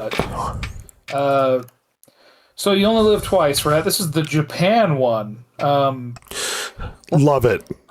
Yeah, we're also starting out with another thing we've done before, and that is Bond dying, but not really. He's sleeping with a lady in Hong Kong, a pretty Asian girl. I think he says something vaguely racist and sexist to her. Before Naturally. In come the Tong or the whoever, the Chinese gangsters. Triads. His ass up in the Murphy bed, and then he's dead. Right? My God, he's buried at sea by the Royal Navy. Except he's not really dead. No. Oh, I was about to say. So that's the end of Bond. So anyway, movie's over. Moving on. He is actually picked up by a fucking submarine and brought in, and he's still in his uniform, and he goes into a room in the submarine, and M has just set up office in a goddamn In the submarine, yeah. submarine. I thought the submarine stuff was cool. Him being trapped in the little mini sub as it's piloted in. It reminded me of the real life scenario where they smuggled out a guy from Germany. I think it was inside of like a small compartment, like a bomb or something. Oh God. And he had to lay in that thing for like 20 hours. I can't remember what it was. But it reminded me of that where it's like, yeah, I mean, that's not out of the realm of possibility. I love me submarines too. So just, Oh yeah. I love me some submarine. Submarine's great. So anyway, Bond is tasked with figuring out what's going on over by Japan. There was a NASA spacecraft that was hijacked from orbit, Rhett. And as far as we could tell, it's something's happening near around the Sea of Japan. And we got to figure out what's going on. Bond is sent on the case. He's sent to Tokyo. We get to see a sumo match, Rhett. Awesome. And was that in Kurikan Hall? The Conbo, I think it is. The Conbo, okay. This movie's kind of neat because, at least for people our age, Rhett. I mean, we always think of Japan like '80s Japan, like peak Japan, right? Oh yeah. But we get to see '60s Japan when they're just on the way up, when they're just starting to get their economy from out of the post-war pisser, and it looks really great. I love seeing Tokyo in like '60s Japan. It looks really awesome. Yeah. But he's sent there to meet up with a local agent who is going to put him in contact with the MI6 operative Dicko Henderson, hilarious name, who is played by Charles Gray, who we'll see later, Rhett. But he is murdered through his paper walls with a blade, and Bond chases after him. He ends up at Osato Chemical. And we get to see a very interesting person, Red. He fights quite the interesting heavy, wouldn't you agree? Yes. Yes. Well, not to get ahead of myself, but anyway, so he ends up chasing in there, trying to figure out what's going on, and he runs into this big heavy. I thought he was a Japanese guy at the time, and we looked it up, Rhett, and who is he? Isn't he American? He is an American. He is. I want to make sure I get the name right. So let me. His full name, because I just can't call him what I want to call him, because that's not right. Japan Man. Japan Man. He's Peter Maivia. Oh yeah. It's The Rock's grandpa. Yeah. And not to anyway. detract a bit, but I'm I'm not an expert, but I'm a slight of a connoisseur of martial arts. Mm-hmm. I'm an expert in what I've been trained in. But in general, like, I'm not an expert in sumo, but I've watched a lot of sumo. As you've attested, I've made you sit there and watch sumo with me. Yeah, I mean, it's not a hard make me, I'll be honest. It's delightful, everyone. It's actually kind of entertaining. And the matches go so fast, it's hard to get bored because somebody wins really quickly and you just kind of move on. And watching that sumo match, it was taken seriously and they're really going at it in the movie. Yeah, they were really whooping ass, boy. And then you see the martial arts later in the movie, and it looks really good. Like, the martial art fight scenes and training scenes look better than the Bond fights that you see in other stuff. By a lot. Like, they look really good because they're actually well-trained people actually going at each other. Like, the techniques look good and effective. They're throwing each other with force, not like awkward big swings and then kind of awkwardly catches it and pushes his arm against a wall or something. Little grunts and stuff. Like, everything looks really good in this movie, which is probably like, this is the movie most people are going to lash onto as being really racist, because as we will find out, Bond secretly becomes a Japanese man to infiltrate. He's turning Japanese. He's turning Japanese. He really thinks so. And you could come across this and be like, oh my gosh, how racist. I mean, obviously I'm not speaking from somebody who's Japanese, but I've been to Japan. I know a lot about the culture and stuff. At the time, not a lot of Japanese culture gets exposed, and it treats their culture fairly well. Yeah. With a reasonable amount of respect. They treat it seriously.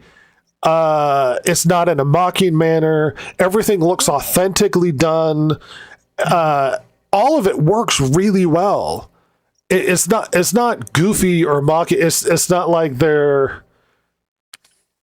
it's not like he walks down the street and it's like, oh, everybody does kung fu or something stupid. Yeah. It's like, no, they have weird, particular cultural stuff, the bathhouses, the eating, the clothing, the training, they definitely consulted with actual Japanese, and it looks respectful. As hilarious as that might sound, with Sean Connery pretending to be Japanese, they treat the culture very well.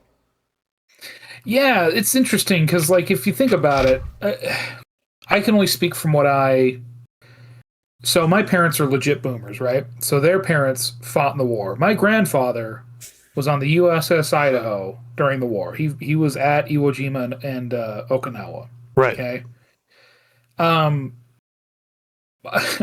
There were grandfathers in town who were, like, I remember one gentleman in particular. I won't say names, obviously, but he was a Marine. He kind of got snapped. His grandson kind of got snapped out of it, but he almost instilled in his grandson a hatred of Japanese people because, of what he experienced during the war. So you got to figure, this is the 60s. Like, it's not that long ago.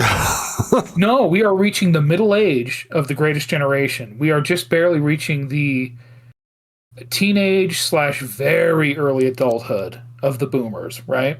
Yeah. So, like, all they'd heard was, like, Pearl Harboring up until the 80s was, like, a traitorous thing. They Pearl Harbored me. They snuck attacked me. Like, like, this is all very fresh, slurs and all this stuff that we can, like, things that we consider slurs now are just a matter of speech, right? When talking to people of Japanese descent.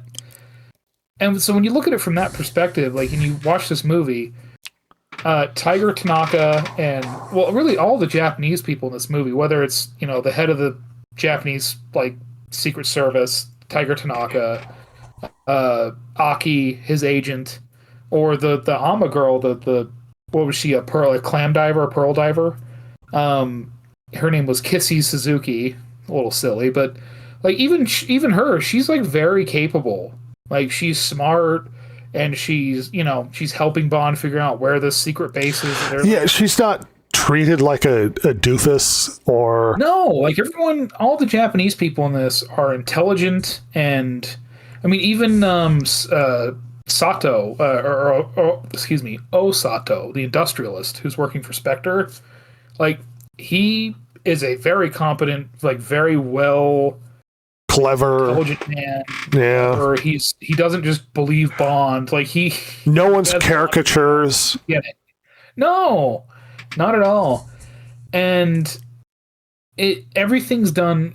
I mean, especially for its time. But I think that's even the only thing that you could say is there's, and this is just more kind of Bondish in general, of like men come first and women come second. She's very sexyful, that kind of stuff, and that, and then like the it's a little silly, but it's a really good image, like the ninja training in front of the Himeji Castle. Yeah, they wouldn't have a secret ninja training yard out front of like one of the most famous landmarks in Japan. Yeah, that's like us having Marine Corps training on the island with the Statue of Liberty or something. Yeah, or like what's Jefferson's house, Monticello. Yeah. Like that's where the CIA trains their agents, is on the yard of Monticello. You just see it in the background. Like that's probably one of the more stupid things to see in it. Yeah, but really, like that can be, to me, that's probably just like, well, it's a really good image. Yeah. Like that, like these beautiful Japanese castles, like, you know, that's really neat. And it evokes in the Western mind, especially for that era, like medieval Japan. Well, that's ninjas. Yeah. There you go. Well, and this movie goes a long way to humanize the Japanese. Oh, yeah. As a people and a culture, and not just sort of these bugaboos or spooky fellows. I think you put it best where it's like Pearl Harbor is in very recent memory for them. Oh, God, yes. People tend to neglect that events like that, I mean, like 9/11 and Pearl Harbor, have weirdly imprinting effects on people who are exposed to it. Like Silver, who's part of the podcast, is born after 9/11.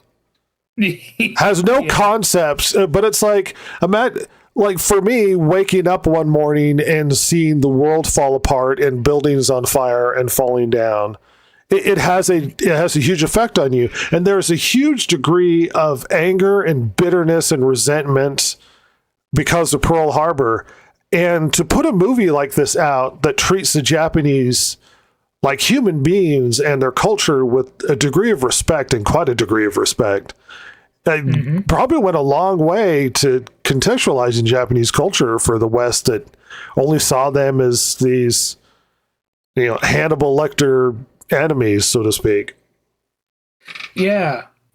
And, you know, this was used as, for some people, as exposure to Western audiences for these actors and actresses. Yeah.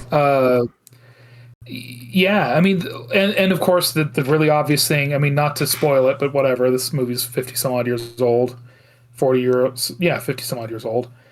You know, the Bond becoming, quote-unquote, Japanese. Like that's, like that, the sexy full thing, like, those are probably the worst things. But, like, in the grand scheme, like, Bond is probably the most embarrassing part, turning Japanese. Yeah. Other than that, like, for them, like, this is really, really respectful. Yeah. Like, they are competent people who are our allies, and they are handling business, like, really well, is how they are portrayed. Like, I was impressed with this movie. I mean, even the Bond girls aren't slutty and stupid. No, God, no, at all. Like, yeah, Aki kind of like she respects Bond, but she doesn't just throw herself at him. Really, like she like, for a Bond film, kind of like holds off against him for a while because things need to be professional. Well, they develop a relationship with us, which is why it's so. He moves on real fast. Yeah. And you're like, all right, Bond, you piece of shit. What an asshole. Weren't you just like you becoming emotionally close to one another, and now it's like, well, she's gone. And she's dead. Which is why it's kind of silly for the movie, because it's like, why kill her? Just because they just replace her with new Japanese girl, and it's like, just keep the same Japanese girl. All right, whatever. Yeah, they replace her with Kissy Suzuki. Yeah. Yeah. Yeah. I was gonna bring up something else, but I'll talk about that when we get to it. All right. So anyway, we eventually meet Tiger Tanaka, and I remember us talking about, like, as Bond gets away from Osato, Tiger Tanaka finally meets with him, the head of the Japanese Secret Service. I love that because he's like, my name's Tanaka, but you can call my friends and you can call me Tiger. Well, and there's this whole thing where nobody ever really sees him, and he's like one of the greatest spies of all time. He's awesome. Yeah, he's really cool. Nobody really knows what he looks like and all that. There's all this like smoke and mirrors. He's on that train, like he has that train that they travel on, and he's like, here, take the, like Bond gives him that picture of that ship, and they're just immediately like, put it in the computer, enhance, you know. It's like, this is like 67, like this is crazy stuff. Like, man, these people have a lot of, like, this is very advanced. Like, it's like Star Trek looking towards the future. Yeah, like, it's kind of incredible. So Bond then later puts on a persona as a potential buyer and returns to Osato. He meets with Osato and his secretary, who's also his pilot, Helga Brandt. Ooh. Doesn't she get done dirty as well? Yeah, a little bit, as I recall. I think because she gets dropped into the piranhas. Yeah, you know the cliche of the Bond girls being ditzy ladies that are just there for Bond's usage, and like early Bond, they're competent and capable. Yeah, for the most part. I mean, I think the ditziest one we're going to run into is going to be, well, I guess a little bit in Honor Majesty's Secret Service, but they're really just kind of civilians. Like, they're not, you know what I mean? Like, they're just around. Diamonds Are Forever has some ditzy ladies. Even the main Bond girl, she's a little bit goofy. Like, not bad, but like. Well, I'm just saying there's a history of competent women early on. Oh, yeah, absolutely. Early on. Very early on. I mean, even the worst Bond girl of the Connery era, Honey Rider, like, she's willing to throw down. She's about ready to stab Bond. Yeah. Like, you know. So anyway. By the way, that Coliseum I was thinking of is called the Hanbo or Hanbasho, but anyway. Okay. I got it wrong. It's not Kanbo. Kanbo is a short stick, as I recall. Oh. I know a smattering of Japanese, mostly martial arts related, but anyway, they call it the Hanbo in short. I've seen the building in person from a distance, but yeah. One of these days, Rep, we're going to go over there and watch either sumo or some New Japan. Yeah. Anyway, so he goes back to Osato. As I'd mentioned, Osato immediately pegs him as something he's not. You know, he like X-rays him and sees the gun. And so, let's see, trying to recall. They learn about the ship, the Ningpo, and they know it belongs to Osato. So they go to the docks, and this is where they get into a huge fight with the dock workers. An amazing fight from a helicopter as they chase him across the rooftops. It's really interesting. Yeah, they filmed it from a helicopter, and it's like every stuntman fight guy in Japan is in this scene, I swear. Like, everybody who knows how to do Japanese martial arts show up in this movie. Oh yeah, and you can tell that they this is the beginnings of guys that were always the baddies that get killed in samurai movies and stuff, because they know how to sell it really well. Oh yeah. But the fight's really interesting because they're just chasing him across the roof, and it is an interestingly choreographed fight. Yeah. I mean, he's just like pummeling them or shooting them. And running. Yeah. Yeah. And just 6'2" Bond, like just towering over these people. Just an enormous, yeah. Anyway, he ends up getting captured. And because they find out that it's delivering elements of the rocket fuel, the ship. So he sends Aki away. But Bond is captured and awakens in the cabin on the ship.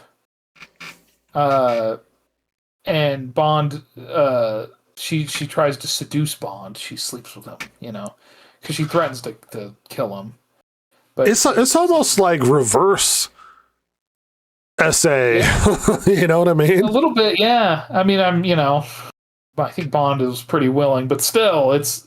Well, because she kind of forces herself on him a little bit. A little bit. But then she's flying him back to Tokyo. But en route, she sets off a flare in the plane, as I recall, and she locks him into the seat with like a wood board. He has to chop it. Yeah, he has to judo chop it out. She bails out, but he manages to land the plane and flee. They discover where the ship is being unloaded. They fly over to the area with the auto gyro that was created by Q. Awesome. I just remember Tiger Tanaka going like, "No, Bond-san, take my helicopter. This is too small." Like,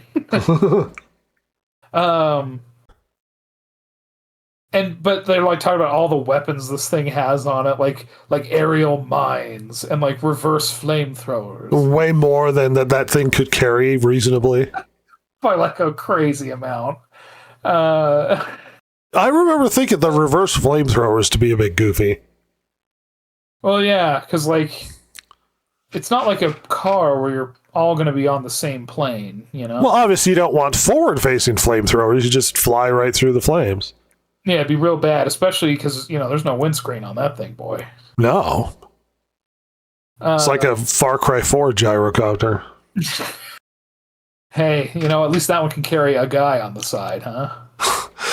Irrationally, a guy, it would so tilt that thing. Just die immediately. Yeah.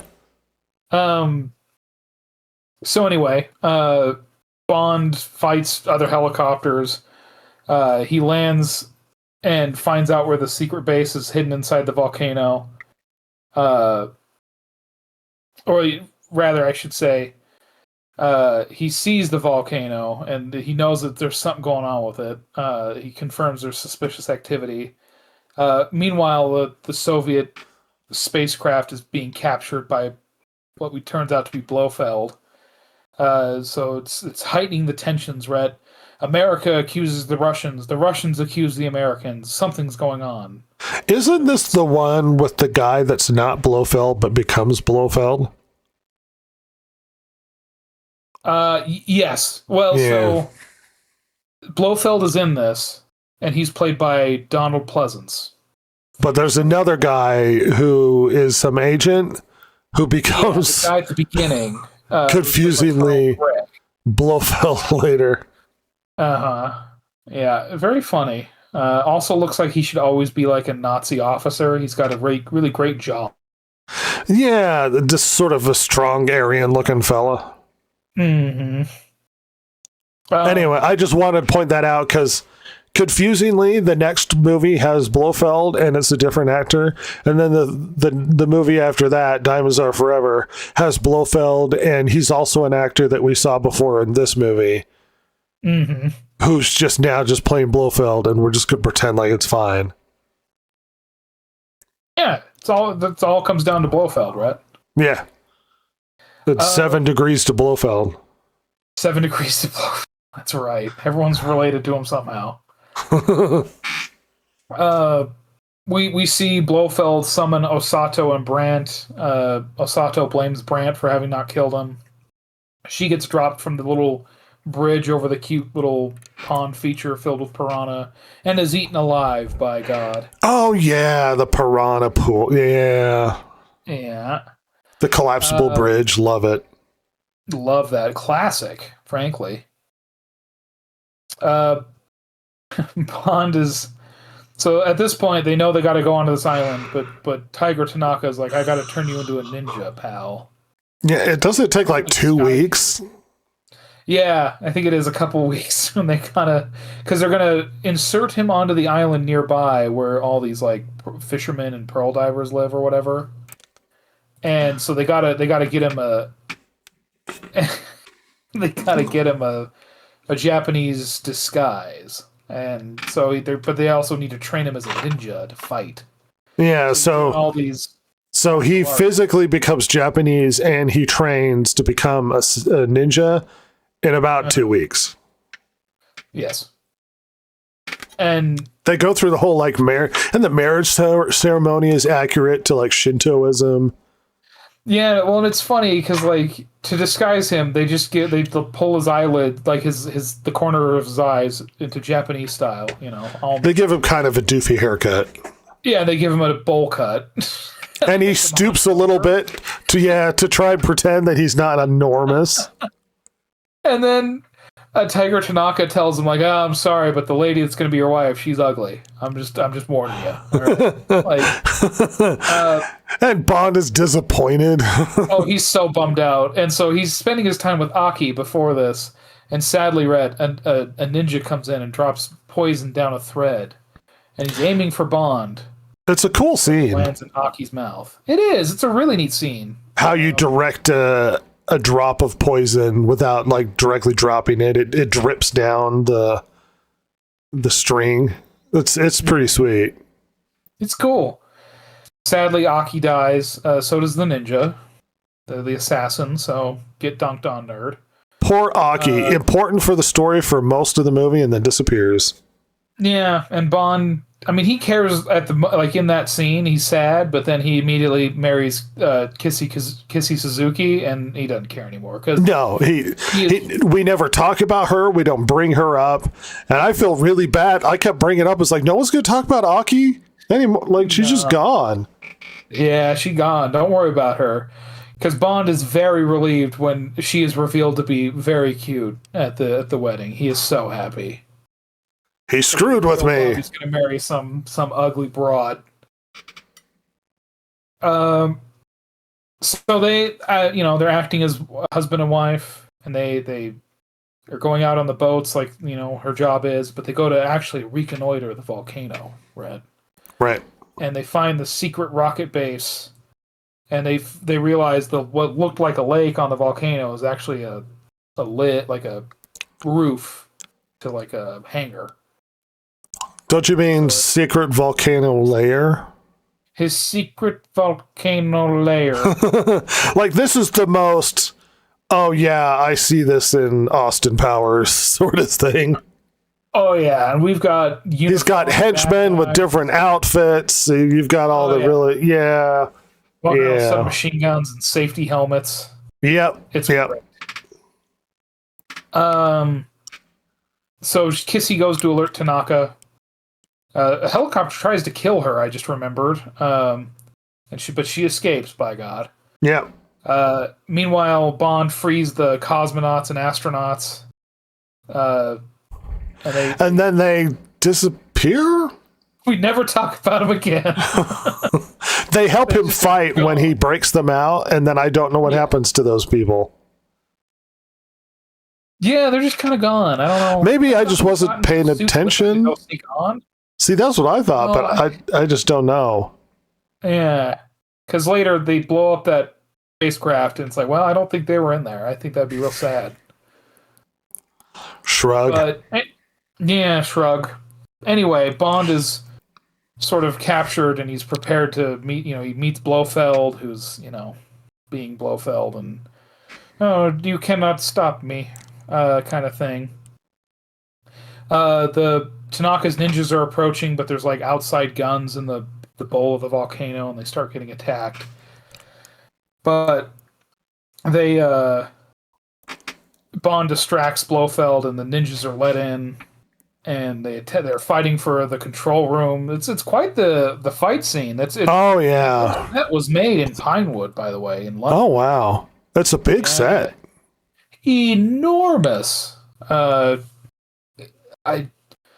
genuinely an amazing set. I mean, it is huge. Well, and they really play up the mystery of Blofeld. You don't see his face for most of the movie. You just see like an arm or behind him, like Inspector Gadget with the. Yeah, it's really interesting how they do it. And then you finally see him. He's got a really good like looking scar. Oh yeah. Just this impressive makeup on him, and his face looks all like melted and messed up. Yeah, he's got the saggy eye, like corner of his eye, kind of going on. No, Blofeld is great in this. Yeah, he looks really good. He's intelligent and he's always up to something. He's brutal, but in his own way. Yeah. So, oh yeah, he also has a big muscle named Hans. I forgot about that. Oh yeah, the big white guy. So anyway, the ninjas make their way to the control room.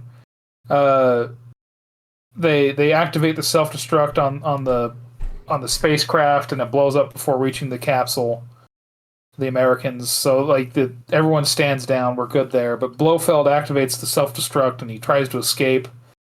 He gets into a fight with Bond, but he does end up escaping. But Tanaka and Kissy and Bond and the other ninjas, they escape and are picked up by the Brits and the Japanese Navy. Right. And that's it. And there we go. Yeah, I quite like that movie. I did too. I think it's fun. I mean, is it the most serious Bond? Oh God, no.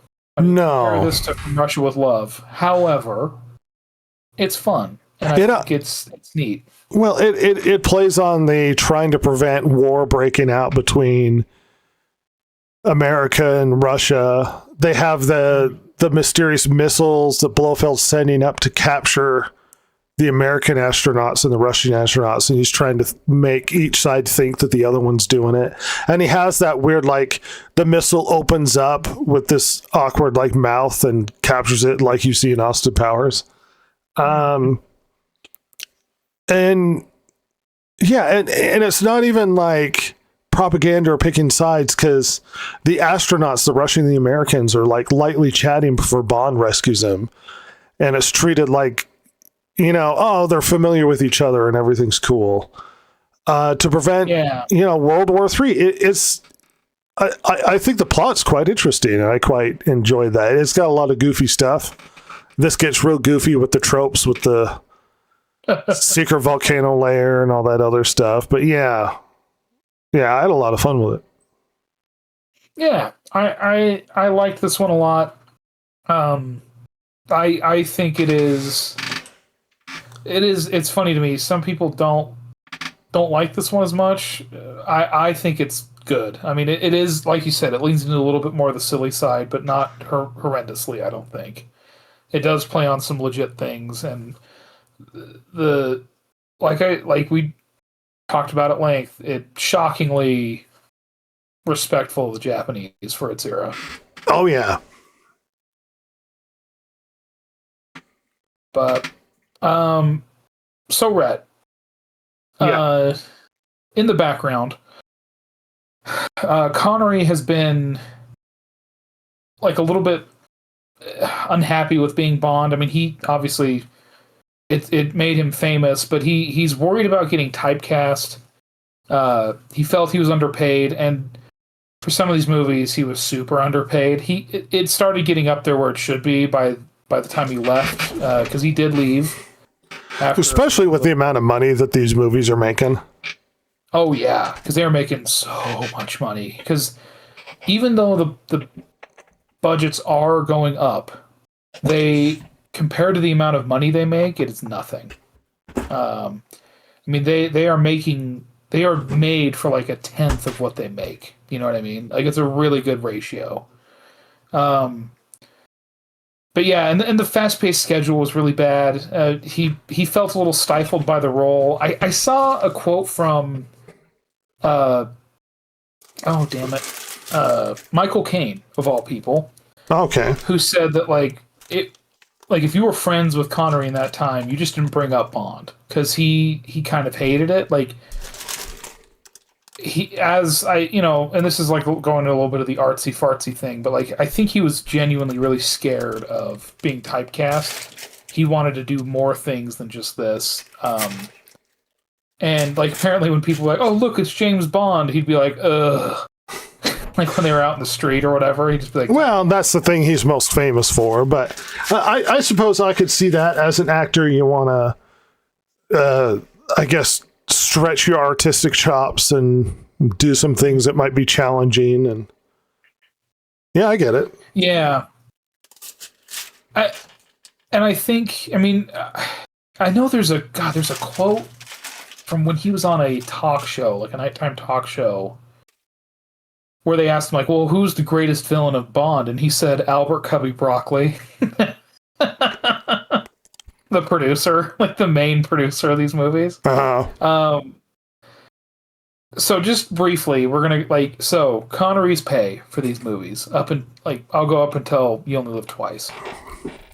Rhett, for Dr. No, a movie where he almost died, I want to point out. Sure. It was close. He was paid $17,000. Good Lord. Yeah. From Russia with Love, he got $250,000. A little better. Goldfinger, $500K. Thunderball, $750. Uh-huh. You Only Live Twice, he got $750 plus 25% of the merch. So that's pretty good. I think that all ended up equaling out to about $1 million. Well, yeah, the merch probably did really well. Hmm. And then I'll save the last one because again, Diamonds Are Forever is coming up, but I'll hold off on that because that's a big story with these movies. But like as we can see, by You Only Live Twice, he was finally starting to get some money, but like it was for a while there was pretty low considering these were making a lot of money. Well, and you have that odd element of he's become the face of this character and the big reason why it's such an attractive thing. And the studio thinks, well, he's just some actor. We can replace him easily and it won't mean anything. Yeah. Yeah. Do you want to know the role is more important than this Irishman or whatever. Yeah. Well, and the irony is, so 67, this movie's You Only Live Twice is coming out. At the same time, that Casino Royale movie, which they've kind of made into a spoof, is coming out. And so they put on the poster, Sean Connery is James Bond.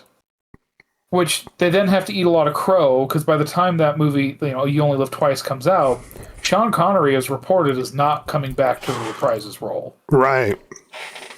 And that hurts. Even though this movie did make less than the previous one, the first time that it ever happened, it still made a lot of money. I mean, in today's money, it made like $820 million, 830, somewhere around there. And it was made for like, in today's money, like about $96 million. So, I mean, it made oodles. So this would be a problem. And the scramble starts really quickly. They realize they need to recast Bond. Saltzman, the other producer, so it was Broccoli and Saltzman were like the big producers. After Connery left, Saltzman wanted to do The Man with the Golden Gun. And he actually wanted to bring in Roger Moore then. He will be our next Bond after Connery. Not this time, but when Connery's really done. Weirdly enough, Roger Moore was even considered clear back with Dr. No, but he was seen as too young at the time. And they were going to film The Man with the Golden Gun in Cambodia, but there was some political instability in the region at the time. Vietnam War. And Moore had signed up to do another season of The Saint, which was a show. He was fairly long-running show that he was in at the time. I only know The Saint from the film version. Yeah. So they started looking for their Bond, and over 400 actors were considered for Bond. Yes, cat, go away, please. Um. So, but Lazenby came in. I mean, and they were considering quite a few Americans, weirdly enough, if you can believe that. Wow. Like they were considering. Let me see. Let me pull up the list here. Where'd it go? Ah, damn. Anyway, they were. I mean, like people like. Anyway, I can't. Like Robert Wagner was considered at one point. There's a few others. Okay. They ended up. They even thought about Oliver Reed, famous British actor man. But they ended up not wanting him because he'd already had too much of a distinct public image. And they kind of wanted somebody that could be Bond. Do you know what I mean? Sure. Didn't have to do anything else. Yeah, like he would just be their Bond now. So Lazenby, George Lazenby, he was a known person. If you were living in the UK at the time, you would know him because he was in a lot of advertisements. One of them being underwear, weirdly enough. But his most famous one was Fry's Chocolate Cream. Awesome. Bar. But he put in for the role, and he came in to meet everybody sporting some accoutrement of Bond, like a Rolex Submariner, a Savile Row suit, which the suit he had was actually an uncollected one that had been ordered by Connery, funnily enough. And then he went to Connery's barber at the Dorchester Hotel. So he really tried to sell it. Yeah, he did. He super did. Broccoli noticed him pretty early on, his physique and like those character elements, and so he offered him the audition. It got kind of cinched when they were doing like some physicals, like trying to see if he could do any of the stunts or whatever, and he accidentally punched a professional wrestler who was the stunt coordinator, and that impressed Broccoli, and he's like, "Oh, he can display aggression." And so he was just offered the contract for 7 films, Rhett. Good Lord. They were planning on having him for a long time. I mean, not to reveal some things, but Lazenby only lasts 1 movie.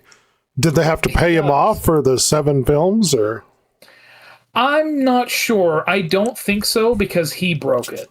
They didn't choose to get rid of him, I don't believe. Really? No. He wanted to leave, and we'll get into that after we talk about the movie itself, but it's very interesting, and I somewhat get the impression, not that I've deep dived this, but I somewhat get the impression that kind of haunts him a little bit. But we'll see. So anyway, a movie that they kind of wanted to make a lot earlier on Her Majesty's Secret Service. This movie feels a lot different than the other ones, doesn't it, Rhett? Oh, incredibly so.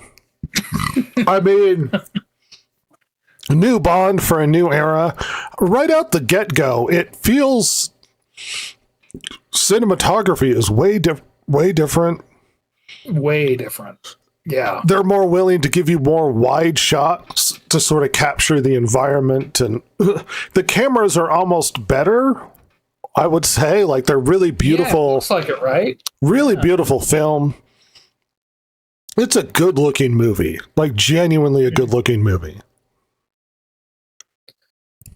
Yeah, and I have a feeling this was kind of like I think they wanted to do something like this anyway, just because, a new Bond, a new chance to get a new look, that sort of thing. And then on top of that, this movie's so funny. You can tell they were a little bit insecure about this change. We'll get into it, but this movie starts out on a beach. James Bond is chased somebody there. It looks like a woman, and she's attempting to just commit suicide. She's trying to go out into the ocean and drown, right? Well, can I at least point out that they spent a lot of time avoiding showing his face? Yes, they did. At the very beginning, they It is, yeah. There you don't see his face, barely see his head except for the back, right? Like they don't show him face on hardly like until the very end of the scene. Yeah. Or the sequence rather. And he ends up saving her, but there's some men chasing after her, and he fights them off. It's really a confusing scene. Yeah, but I mean, even this fight scene felt a lot different than the previous, right? Yeah. Very strange. I mean, it looked good. It was a good fight scene overall. It was filmed a little bit, I would say, better than some of the fight scenes we'd seen in the previous Bond films. Yeah. And the sequence ends with our new Bond, as it turns out, George Lazenby, essentially looking at the camera and going, "Well, this never happened to the other guy." Yeah. It's like, there's definitely a wink and a nod of like, I'm the new Bond, everybody. yeah, like, oh, look at me, the new guy. Like, oh, okay. You know what? Not that we need to drag this out super long, because we could talk about the meta of this. Why don't you give me a shot at trying to explain this movie in a short synopsis? Because he goes, as I recall, he goes back to MI5. He's like, stop going after Blofeld. Someone else is going to work on it. You're too close to this. And he's like, no. And so he threatens to quit, and they put him on leave. And he basically retires with this lady, and they spend all their time like he's got a new relationship and everything's going to be awesome. And it's the lady he rescued on the beach, right? Yes, it is. And everything's amazing. And then I don't recall why, but they bring him back in because they have location on Blofeld. And he's like, see, I was right. And it sounds like I'm skipping over a lot of, it feels like 20 minutes or so of all just him blissfully gone. And he's like falling in love with, her name is Tracy. Yeah. Played by Diana Rigg. And there's like scenes of him falling in love because like her father is like trying to convince him to marry her. Yeah. So she'll calm down. And you're the only man that can handle her, I guess. Because like some men tried to like attack him when he tried to meet up with her before all that. Like, it's so wild. Yeah, like it does feel like you're skipping over things, but very little of it's that important. You know what I mean? Yeah, a lot of stuff happens and it's a big waste of time. For the most part. Yeah. There's like a break-in scene where to get information on Blofeld, and it's it's an interesting scene. I guess there's some neat gadgets where it's auto breaking into the safe, but it's like at the end of the day, this is like I think there's a few too many scenes like that. Do you know what I mean? Yeah, this movie has a lot of just extra for no reason. Yeah, because all of that works for the most part. I mean, the romance stuff is a little much, but more so in hindsight, I would say. Because then you get to the point where we do find Blofeld, and he does go up to meet with him under disguise. We'll talk more about that in a second. But like, and then there's just the movie comes to a screeching halt while he's in this weirdo compound on top of a mountain, and he's banging chicks that are there for allergies. Well, and it comes to a screeching halt after this because it's like, well, you can't go get Blofeld. Yes, you can go get Blofeld. and so he goes and meets a genealogist, and he trains to be a genealogist so that he can pretend to be this professor in genealogy, so that when he meets Blofeld, who they've met before, theoretically in the other movie, it's like it exists in the same universe, and it doesn't, because this movie's like, we need to go get that Blofeld because what happened before, almost like recognizing that the previous movie did actually exist, and then they meet and they don't recognize each other, so it's like, did the previous movie not happen? Well, yeah, it's so weird and they want to tie this movie so much to the previous movies with Connery that like Bond has the scene where he's wanting to quit, where he opens up his desk drawer and he has like the web belt that Honey Rider had, and like all these like little artifacts from the previous memories movies. from previous, yeah, and then it doesn't show a little like clip or something, or like plays a little musical sting from the previous movie. Yeah, and it's like, wait, so wouldn't this Blofeld recognize Bond then? Like, what's going on? Like, and it's forever. Confusing. It's forever into the movie after becoming a genealogist and dressing like doing this character stuff, pretending to be this guy, and then he meets with Blofeld, and they talk about Blofeld wants to be recognized as a duke or something. Yeah. And it's like, okay, account. Anyway, they have these conversations, and he's like, well, I need to spend some time researching it. And he's like, well, here's your room. And then he has a dinner at the place because Blofeld is doing research to help women, a bunch of sexy women with their allergies. And immediately, all of them want to bone him immediately. Yeah, it's funny, like, because he's like sitting there in his kilt and everything, and he's playing this role of Hilary Bray, Sir Hilary Bray, and he's like boring them all with genealogy and what's the other one where coats of arms. But anyway, heraldry. Heraldry. Yes, but the one limey chick, let's see, played by Angela Schooler. Is she the short curly-haired girl? Yes. Yeah, she's adorable. Yeah, she's really cute. She's just enamored with him, and so she writes her room number on the inside of his leg. On the inside of his leg, sitting next to him. Yeah, with her like little mascara pen or whatever, and so much. Yeah, so it feels like we've gone over. Oh well, they do this, and this, and then this is like a huge amount of the movie that's gone by, just nothing happening. He goes and researches like being an hour and a half in. Yes. He researches being a genealogist, and it's like, what's going on in this movie? And this Bond may be the most I know a little bit about everything.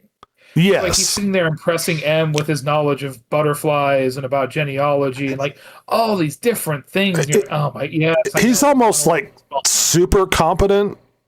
Yeah. Yeah. But yeah, there's a line in the next movie back with Connery where what do you know about diamonds, Bond? He's like, well, I know they're a girl's best friend before a dog, or something like that, right? And M goes like, well, it's good to know you don't know about everything, Bond. And it's like, did you know you made a mistake the last movie? Like, you got to give the man flaws. But it's just like. Yeah, because it sounds like this should be about 40 minutes in, right? Oh, no. Or shorter, but no. We're an hour and a half into this movie, and we are at the slowest part of the movie. It's so dull. Because if the movie had been paced a bit more like a regular movie, we could maybe forgive the little romance sequence with Tracy. But the problem is we get the romance sequence, then the training sequence for a genealogy thing and heraldry. Then we're sitting up on the weird mountain compound with the sexy ladies that he bangs two of. Yeah, because he goes and meets her, and then they bang, and he uses this line with her, and then he ends up in another lady's room, and he uses the same pickup line to hook up with the next girl. And he weirdly is like, call me Hilly. And it's like... It's an awful name. Like, it's not even Hillary's not even your real name. Like, ew. Call me Hilly. Ew. I'm no longer interested in this feminine dude. Didn't the curly-haired girl think that he had no idea or wasn't interested in amorous activities? Yeah, she thought he was just not interested at all. And he's like, oh, well, I'm just not really... he like plays it up to her a little bit. He's asexual or something. Yeah. It's like, And then find out that Blofeld is basically Manchurian candidating these women with tapes at night that brainwash them into spreading a disease that's gonna kill all the plants and animals, and that's why Bond is here. I forgot to do that, but he's here because he's gonna kill all the plants and animals on Earth. Yeah, to be fair, he finds that out while he's there. He's just trying to get to Blofeld for his previous crimes. Well, doesn't he have like a ransom thing or something?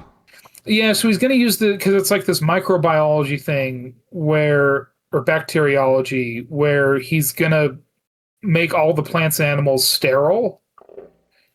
So he's going to hold the world hostage, and if he doesn't get what he wants, he's going to do that. So all these women, and it's implied that he's done this with several other sets of women. This is just the most recent one that he's Manchurian candidated throughout the world. So, yeah. And then it's like, oh, I'm hidden and he doesn't know who I am. Wait, now he knows who I am. Yeah, and he kills the guy that's going to come help Bond, who's playing up like just a tourist. It's just so Bond has to escape in an exciting ski down mountain thing. Yeah, he's skiing down the mountain, getting chased by the goons, and he throws like 2 or 3 of them off a cliff. Yeah, the same cliff that they keep finding him at. Gets injured, finds himself in a town, and magically runs into the girl from the beginning of the movie. Yeah, he suddenly Tracy's there in Switzerland. What on earth is she doing there? We don't know. Doesn't matter. She's got her cougar, though. Her car. That's all we. Yeah. So they get in her car, and they end up in the middle of an ice race where cars are racing on ice in circles. Somehow they just... almost like Mr. Magoo accidentally into the middle of the car race as they're trying to escape these Blofeld thugs. Right, we forgot to talk about Irma Bunt, Blofeld's henchwoman, who's like the dour German woman. Oh, yeah, they stay away from my girls, the lady. Yeah. No, and she's chasing after them in some like Mercedes or whatever with her goons. Yeah. Yeah. On this ice race. But eventually they get away, hide in a barn where they do the deed, have a refreshing sleep, wake up, and the skiers are immediately there. So I guess they get their 8 hours and they found them. Yeah, because it was blizzardy, Rhett. It was blizzardy. All right. And then they run away and escape, and they're both skiing, and he does a sick jump off of a roof of a building. And so does she. She does sweet moves. Yeah, but one guy doesn't do a sweet move, Red. One guy falls into a snowplow. Yes. Oh my gosh. Not only did because I remember sitting there and with you, and I go, would it be amazing if one of those guys went right into that snowplow, and then it was just red snow coming out of the spout, and you're like, well, they wouldn't do that in this type of movie. And not only did they, but there were chunks in that snow. I mean, it was a horror show to behold, and it was awesome. Yeah, guy got murked real hard, Rhett. Yeah. But didn't they like avalanche them? Yes. And then capture Tracy, but not Bond. Yeah, because he's just in the snow. I guess they just don't see him. Yeah. So Bond has to go back to M's office, and they got to figure out a way to get Tracy, but also to stop Blofeld from. Well, mostly to stop. Well, doesn't he say, "Don't do it. We're going to handle it," and so Bond does it anyway? Yeah, he does it anyway. Maybe one of the first times he goes against protocol, Red. I think it is.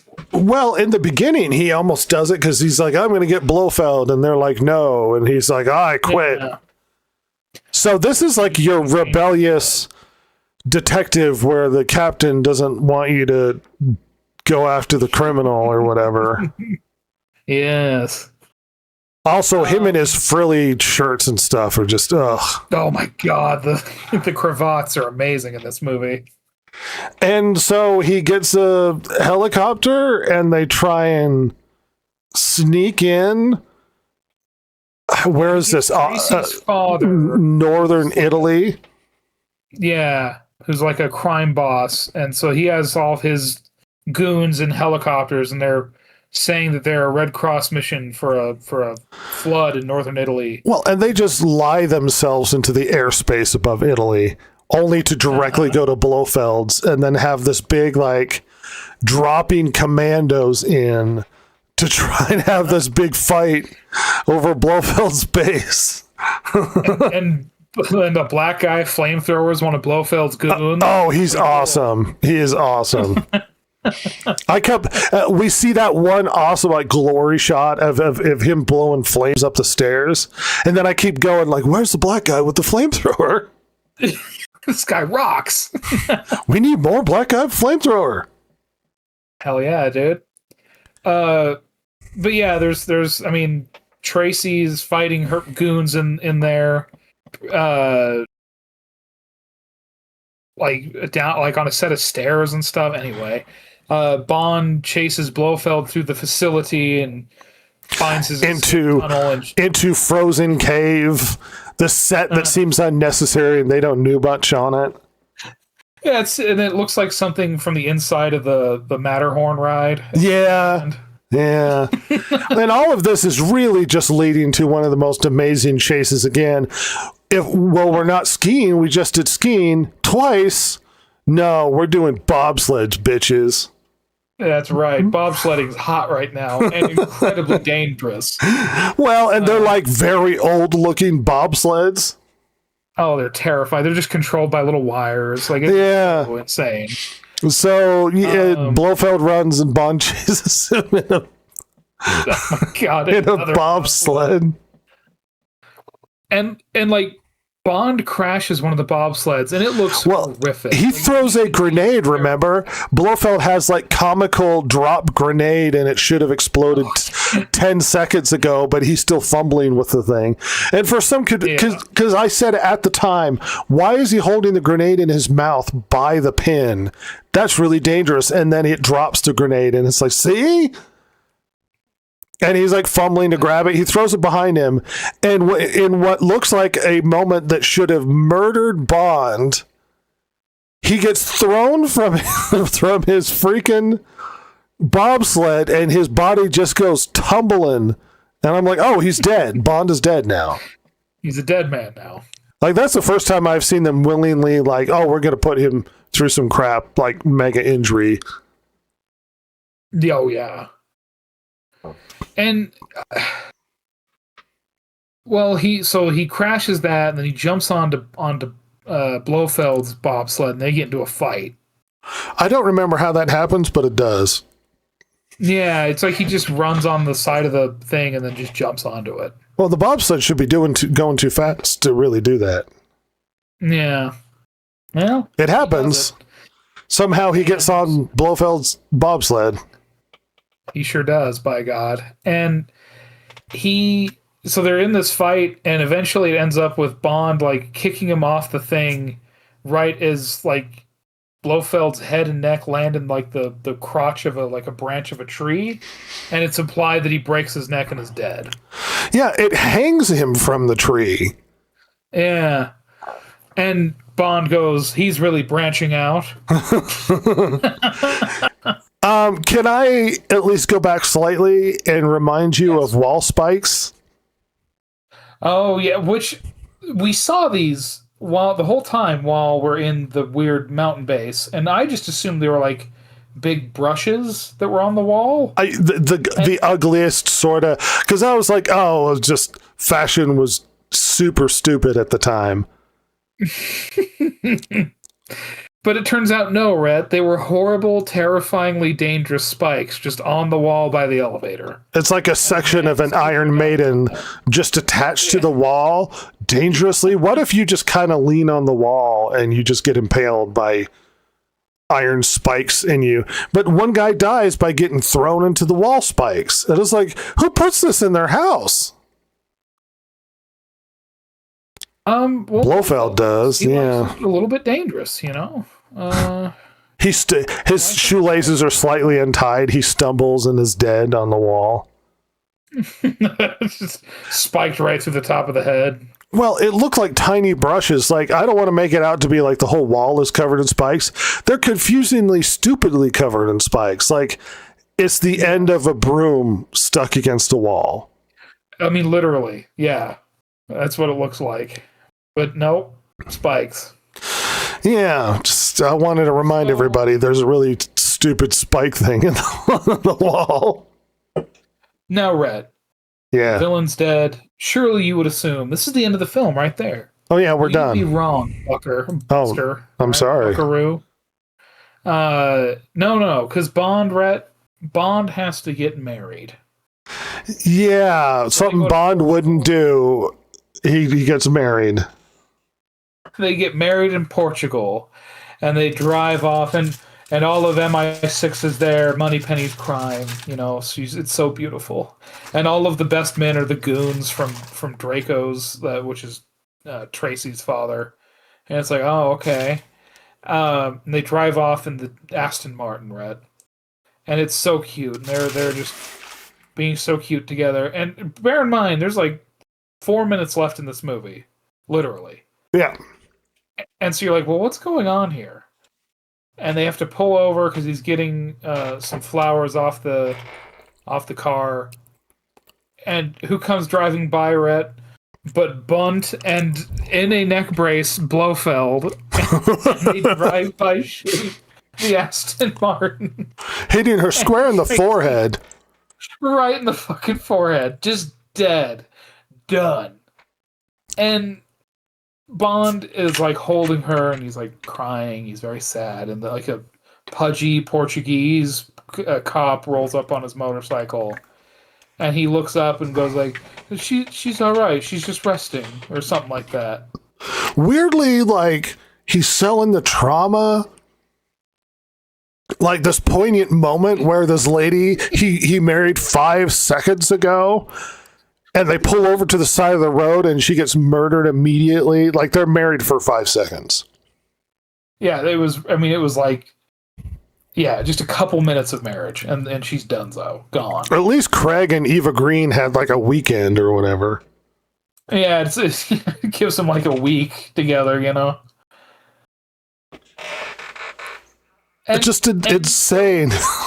And the movie just ends. Yeah. Just sad, dour music, and then it goes into ba-da. James Bond will return in Diamonds Are Forever. It's like, what? What the hell is happening? Well, finish your thoughts because I have some sort of discussion to be had here. So, yeah, and that's it. And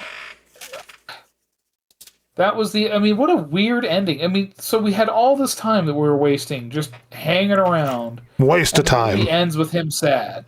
Like, what's going on? Like you said, when we watched this, at least in Casino Royale, he murders some fools for that at the end of the movie. Yeah. Like, the hell?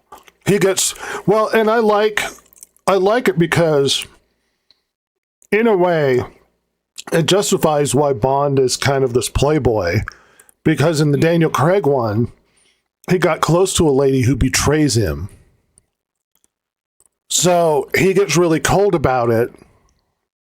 And he's like, screw it. I'm not going to feel anything anymore when it comes to these women. And he tracks down a guy that was part of Spectre who would participate in blackmailing her, and he murders him. Yeah. Just blows him away from a distance. And goes walking up the steps to go, like, stand over his body laying near his chateau or whatever. Yeah. Anyway, go ahead. No, you're good.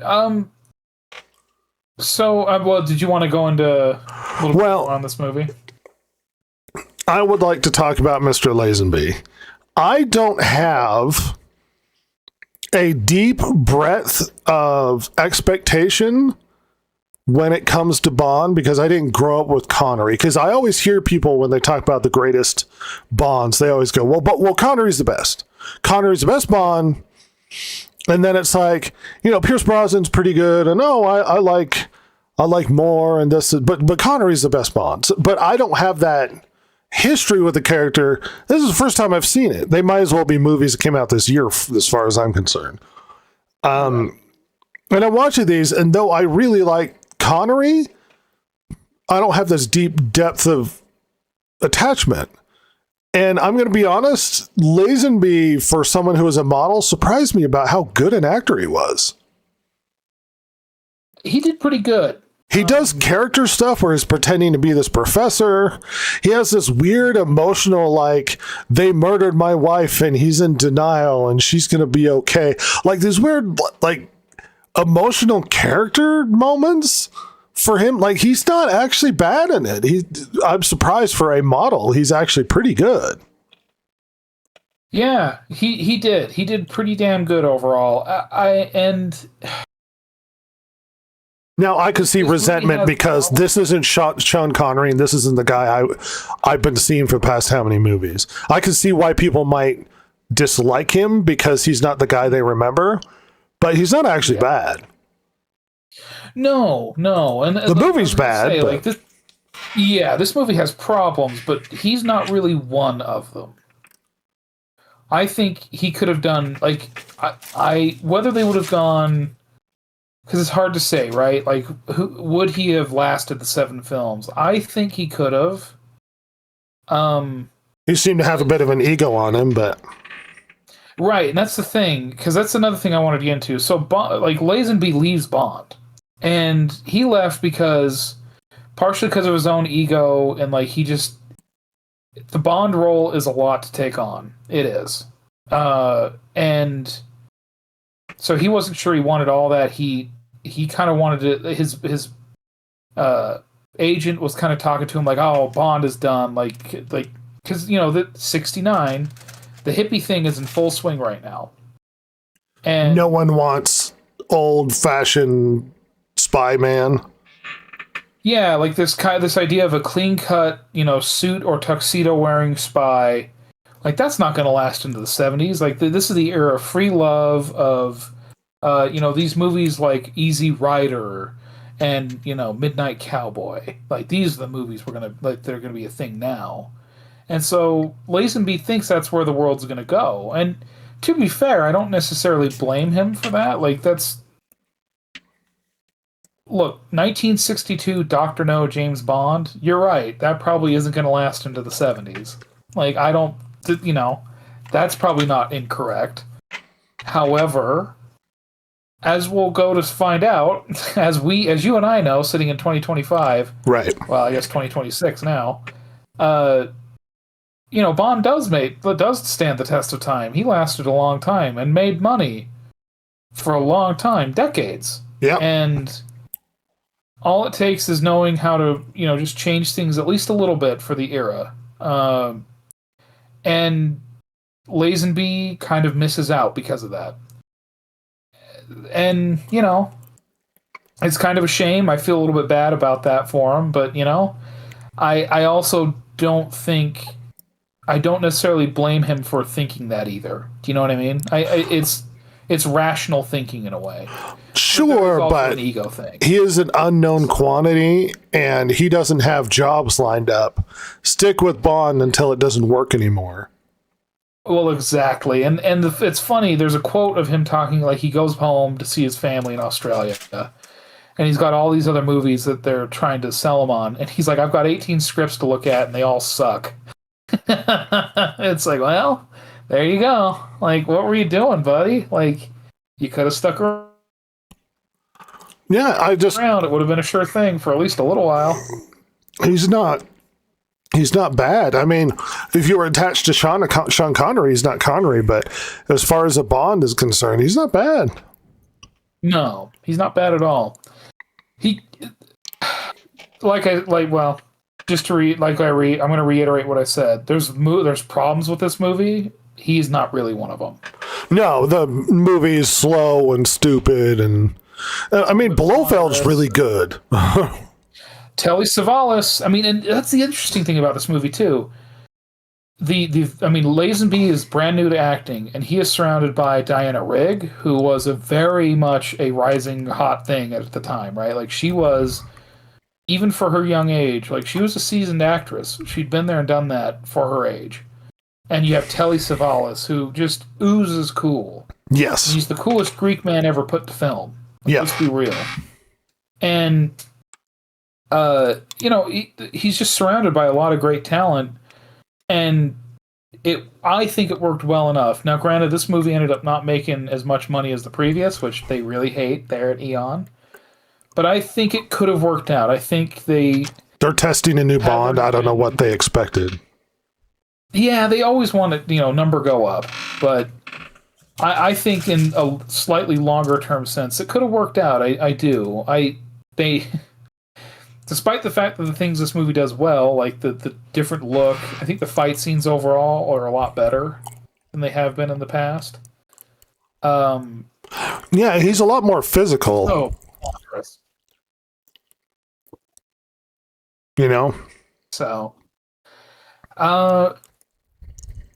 So, we've lost our Bond again, Rhett. Oh. So what does that mean? Well, that means we got to get Bond back. And new guy? Well, that was a thought. They had thought about getting a totally different. I mean, and this was the one where they were really looking at Americans. So I was mistaken. They were looking at like Adam West, Clint Eastwood, Clint Eastwood, Burt Reynolds.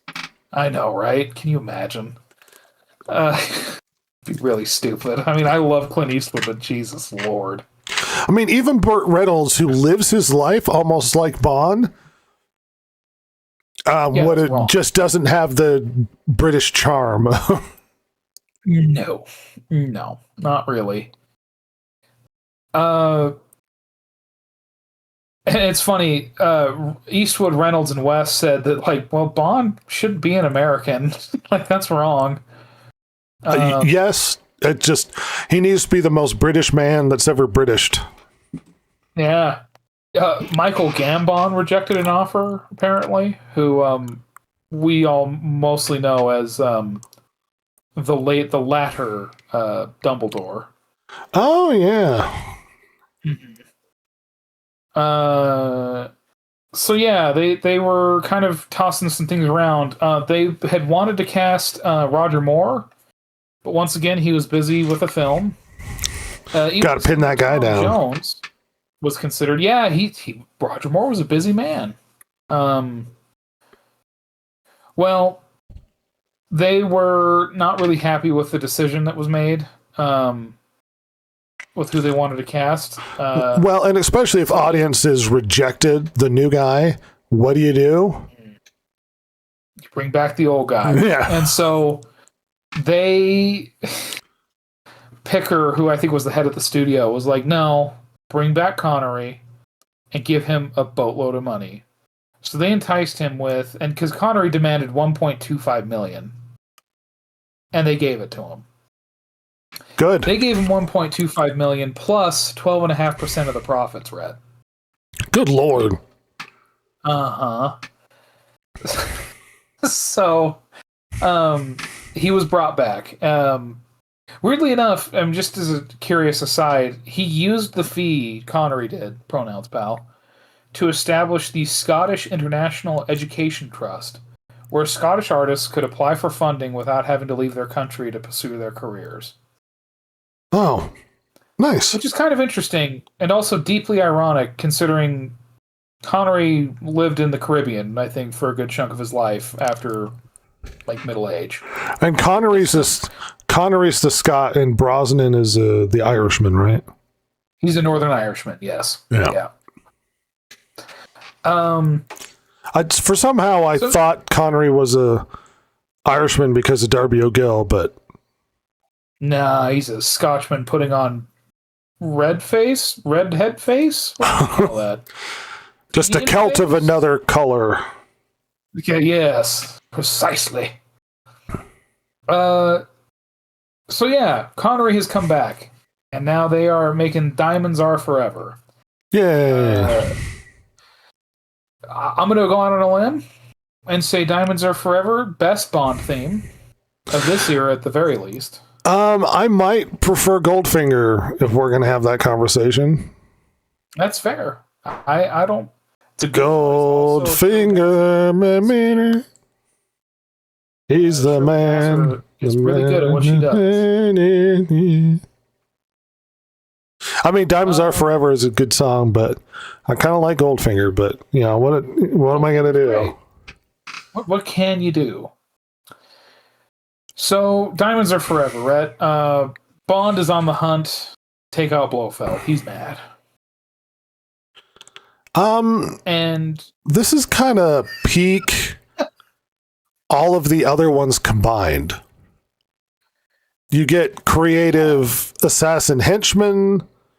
You get new Blofeld, who was a guy we've seen before.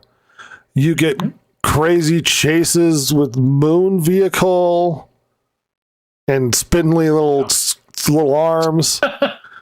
They go to favorite part and favorite vehicle. They go to Vegas. Hey, we're in Vegas, baby. There's an oil tanker. Mm-hmm. I mean, a lot of stuff happens in this film. A lot of stuff. There's even another pipe almost death. Yeah. Uh-huh. Well, they nearly bury him alive twice. Kind of. Yeah, they almost burn him alive. Well, it's just in the coffin, and then they set it on. They try to cremate him, but yeah. Yeah, and then they put him in the pipe to bury him alive. It's all it's meant to be symbolic, like he keeps coming back. Mm-hmm.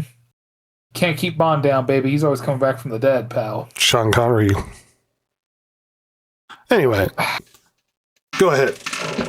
So yeah, Bond is trying to avenge Tracy by taking out, although it's never explicitly stated that's what he's doing, but or that he was married, or there's just kind of an assumption that what happened before is real and happened.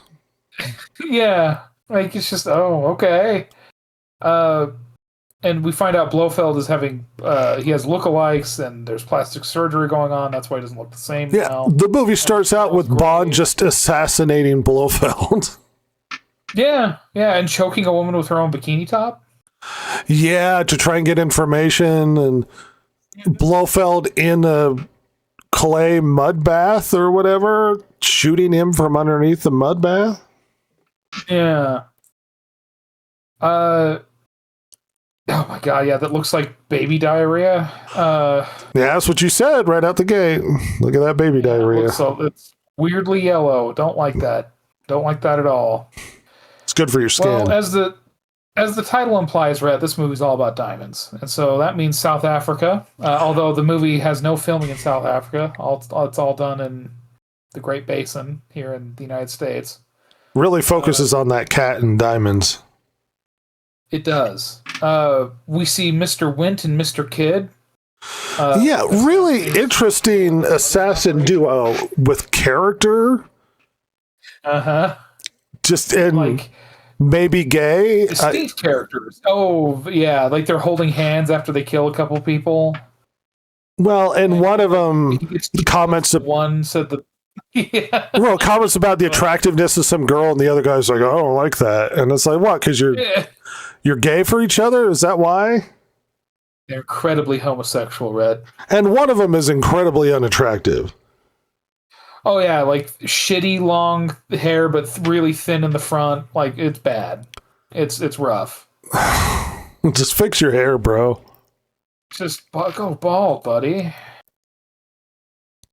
But this movie's kind of elaborate too. A little bit, yeah. Like almost to the point of being too much, but not quite. It's close.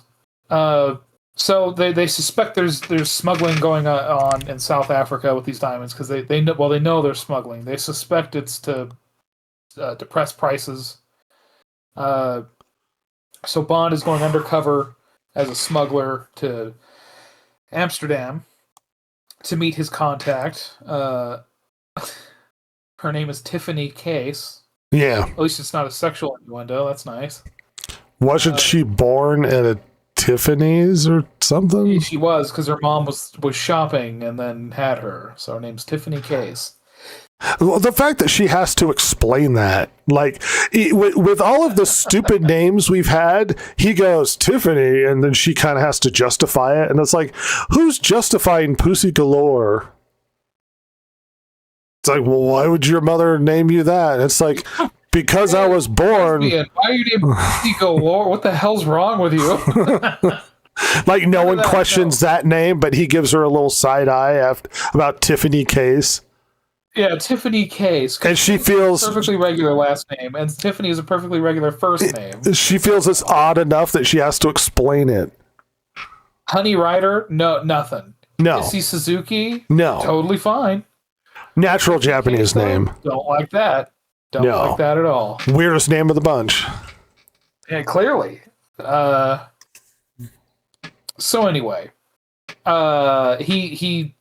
they have Frank's detained, and he assumes his identity, and this is at Dover, and he rides a hovercraft across the channel, Rhett. Oh my.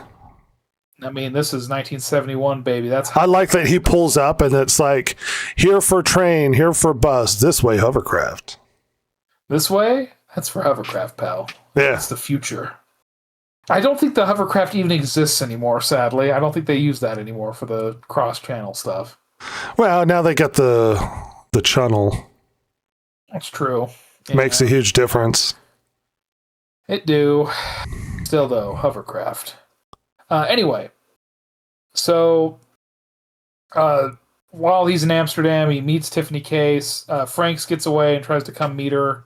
He doesn't know that Bond has assumed his identity, so he's got to kill Franks, and he does. In a very weird elevator fight. That ends up with him spraying him with a comical fire extinguisher. Well, can we just roll back slightly? And he steals his identity, meets up with Tiffany, who has an elaborate ability to detect his fingerprints. Thumbprints. Where she gives him a glass and then takes it from him to go get him ice, scans the fingerprints, transfers it to something, puts it in a computer in the back, compares it to the original guy, and it's all right. That's how I know he's the real deal. And then and then the actual guy shows up, and it's like, well, what was all that elaborate? And he just has to have an awkward fight with him in an elevator and kill the guy, and then trade IDs with him. So, and then she goes, "You just killed James Bond." Oh my God! You killed James Bond. Like that. This is too much. And it's like, no. We'll use his body to hide the diamonds. Well, do you remember what he responded to that was? No, remind me. I guess he's not as indestructible as they say. He's so notorious and famous in the spy circles, but they don't know what he looks like. No, that's hard to remember. And do you remember how she identified him? Oh, his Playboy card. His Playboy card for the Playboy Casino. Well, you know, look, there's a Playboy club in every major city, all right? And I got to go to it. There is? Oh, there was. All right. Yeah, if you were Bond, you would want to. Anyway, it is very silly and very of its time. But anyway. He kills his cover, and then they have to hide the diamonds in the body. Yes, and so now they got to take him to Las Vegas, and that's where he meets up with, it's in LA technically, but whatever, close enough. With Felix, played by a different man, again, and they go to Vegas to the funeral home that's operating the smuggling ring. They cremate the body to get the diamonds, but they're fake diamonds, Red. Oh, no. And Bond is almost murdered by Kid and Wint. Yeah, Kid and Wint are killing people along the way that contact with the diamonds for some reason or another. Yeah.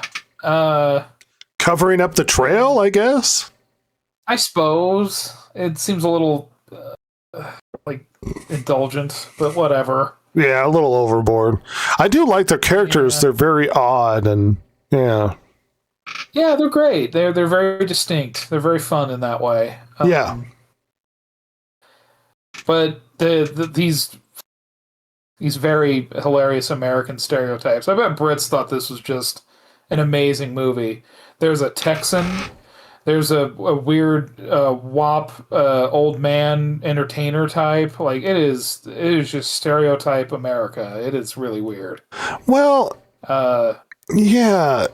And I'm just reminding myself of the weird names because they run into Bambi and Thumper later. Yes, they do. The one guy that like, hey, where are the real diamonds? You limey or whatever. And his name is Shady Tree. Awesome. And he's a comedian.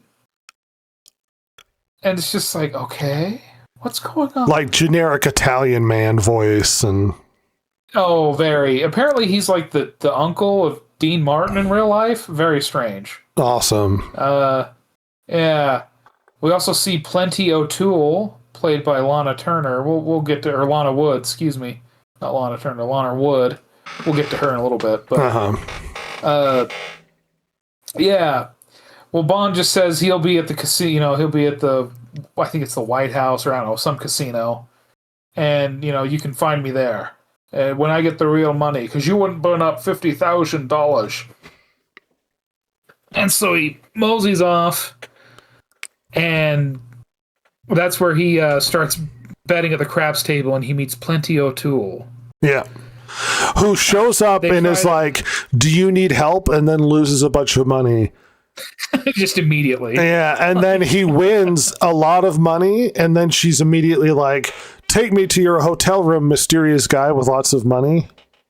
Yeah, when they get to his penthouse, she's like, wow, this is a nice place. It's like, well, yeah, that's not mine. Well, that was your immediate reaction. She goes, what a nice place. And you're like, the hotel room? Like, well, I didn't make this. Okay. I designed it myself. Yes. But she's like thrown out the window by goons. Yeah. And I didn't know there was a pool down there.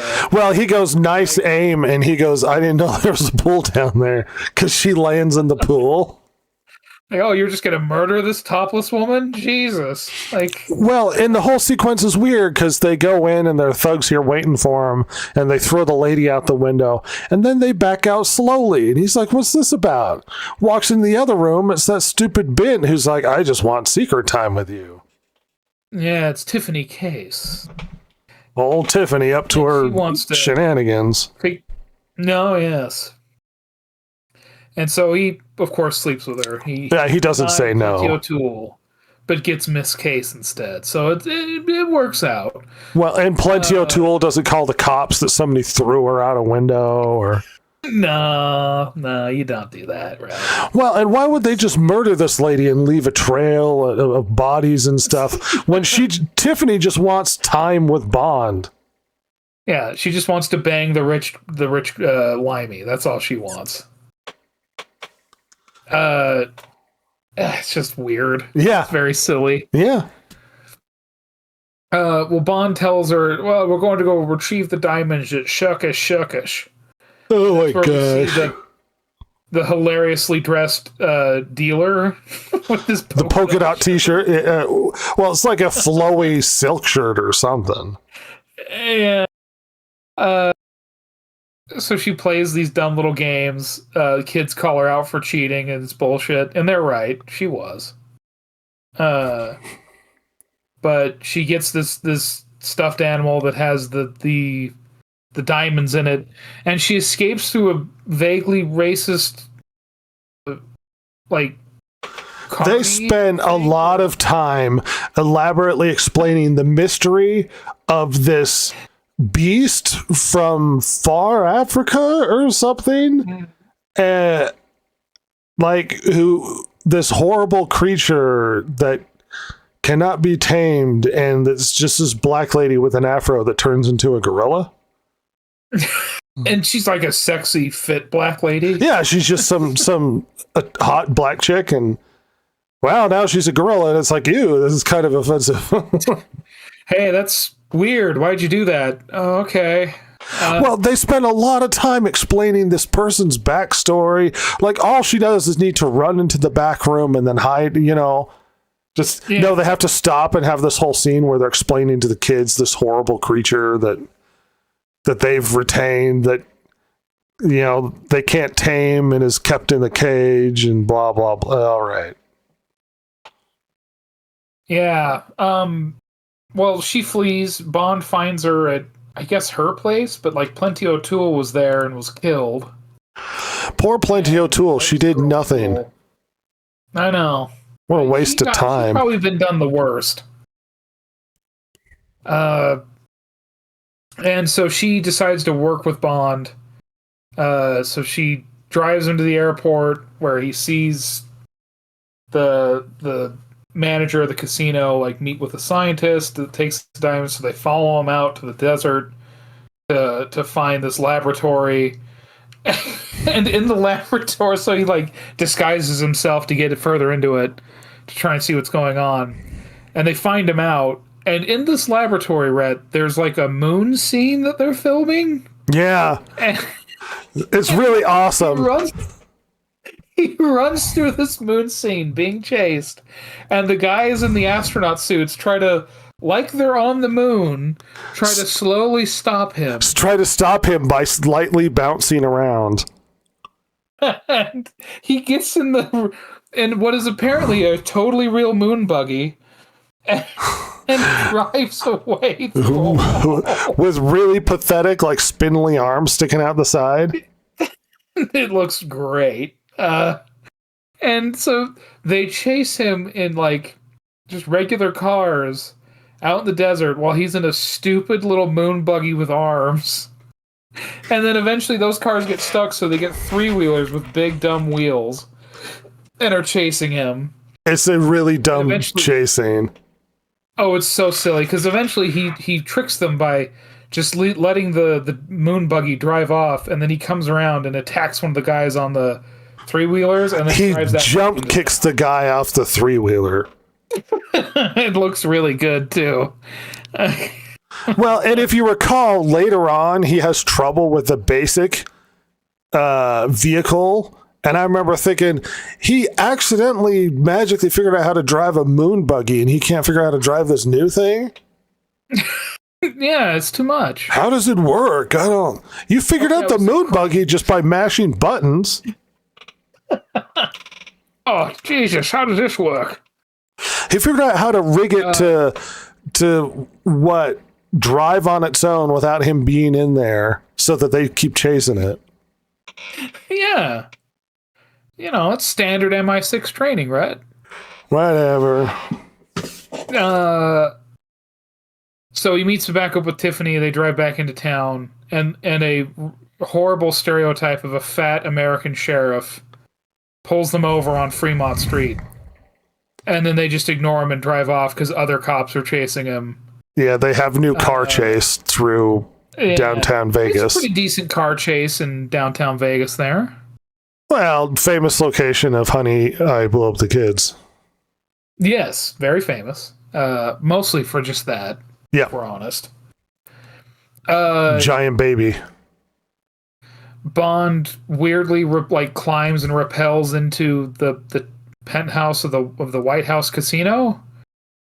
And he goes out a window and then shoots these little things that stick in the side and then swings around and climbs up. It's just odd. And you're like, how would that hold? Like, are you sure? You hope it would.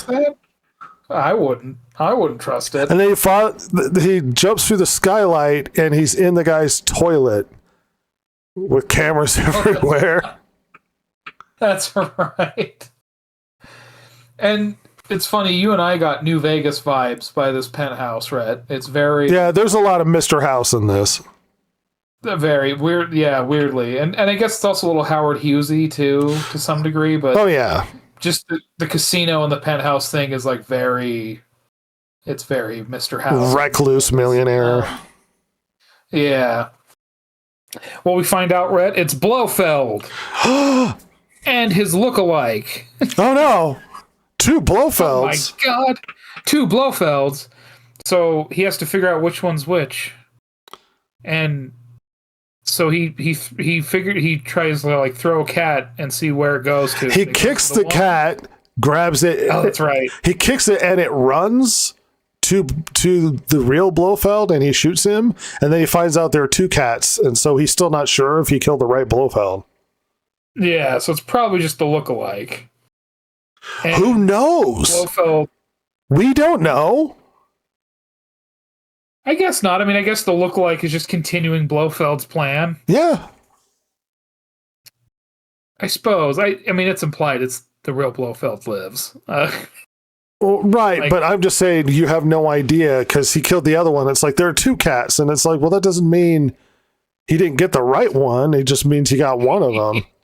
It's just him bluffing. Yeah. Just the lookalike bluffing. Like, yeah, wrong one, idiot. Like, oh. And instead of shooting him or capturing him or whatever, he points his gun at him and says, "Get out of here and get in the elevator." And it's like, okay, he takes the elevator down and it gasses him. And it's like, you could have shot him. Like, that'd have been fine. Yeah, no. Can't do that. Well, Wint and Kid take him out of the valley, but when they're putting him in the trunk, his like aftershave, one of their, I think it's Wint's, breaks. And so Bond has the smell all over him, and they drop him in this pipe, and they're like, because they're like making a pipeline somewhere out in the desert, and he's like sealed in. When he wakes up, he tries to get out of there, but here comes a robot, a welding robot, Rhett, and it's super real. Yeah, that welds the inside of the pipe with little tentacle hoses. Little tentacle sparky guys. Yeah. Oh, and he runs into a rat that he gets a relationship with. Yeah, he's like, one of us smells like I forget what. And it's like, oh, I'm afraid it's me, old boy. Uh-huh. And he apologizes to the rat. As you should. I mean, the rat's just a little guy. You know, he's just a little fella. Well, to back up a little bit, we find out what these diamonds are really for, Rhett. Laser elaborate. satellite? For a laser satellite. And it's already been, it's getting sent into orbit, Rhett. So anyway, Bond escapes because he breaks the robot, so they open up the hatch. He gets out. They have to find where White is actually kept, so they locate his desert home. They get in there, and who do they run into, Rhett? But Thumper And Bambi. and Bambi. Sexy black lady and sexy white lady. Yeah. And they're gymnasts, and they beat the shit out of them. With their gymnastics until they get in the pool, and he just starts drowning the two of them. And I remember you and I were like, "Oh, that's a bad idea, ladies." He killed a lot of people in the water. He's killed He is so very many. experienced. He is an expert water fighter. Like, he was in the Royal Navy, and he, as a spy alone, he's killed so many people in the water. Bad idea. And it was. They lost, and they give up where Mr. White is. And He's just downstairs. Yeah, he's just downstairs, and with a door that locks on the outside because he's a prisoner, I suppose. And he's a hilarious Texan stereotype. Yeah. It's like he's a kind of a younger guy, but like he's just like loudmouthed and like, "Get me the hell out of here!" Like, you know, that kind of stuff.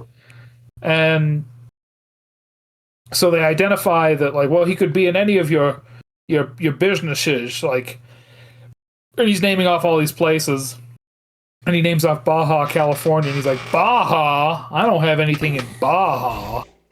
And so they know, Red. That's where he's got to be. That's where that Blofeld is. Mm-hmm. So they go out to this oil rig out there, and because at this point, he's demonstrated the power of his laser satellite, Rhett. It's destroyed nuclear installations in the U.S., China, the Soviet Union. I especially like the China one where he shoots missiles and there's a Chinese guy that's on fire. Yeah, because they're just out in the courtyard. Just, ah! Ah! So he's going to auction off the world's nuclear weapons to the highest bidder, right? So they send Bond in an adorable silver ball to get to the... Yeah, they drop him in, and then he lands, and he's inside a little ball, and he just, like, hamster wheels his way to the oil rig. Uh-huh. And it's pretty sweet. Tiffany Case is there because she was captured. Sunbathing. Yep, she's sunbathing on the oil rig. It's got to be really awkward with all those dudes around. I mean, it's probably the first lady they've seen in a while. But anyway. And we get a good shot of a very low-cut bikini bottom. Yeah, butt crack just barely contained. Yeah. So they know that it works on cassettes, the launch codes or whatever. So he attempts to swap the cassettes, and so he was able to do it, but then he puts the one that's the real one down her bikini bottom after calling her like a skank or whatever. I forget what. A bitch, I think. And she thinks she needs to switch him out. Well, and I thought his little, like, the fate of the world is behind you, or I don't know what he's something like that. Yeah. Like it was enough for her to figure out, and she goes and switches the tapes again, so she puts the real one back in.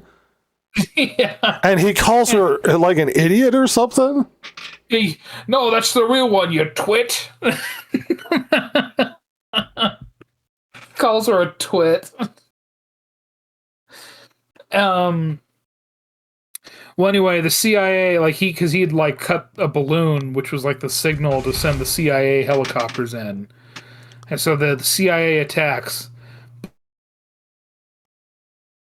Blofeld is attempting to escape on a midget submarine, but Bond gets control of the crane that has it, and then just starts fucking with him. And he uses it to bash its way inside the tower. Into the control room and destroy it that way. And and then this thing's gonna blow up, so they gotta... And Tiffany Case is already... she was firing a submachine gun at some guys, and the recoil knocked her off the oil platform. And so he jumps in after he's just, killed Blofeld and destroyed this thing.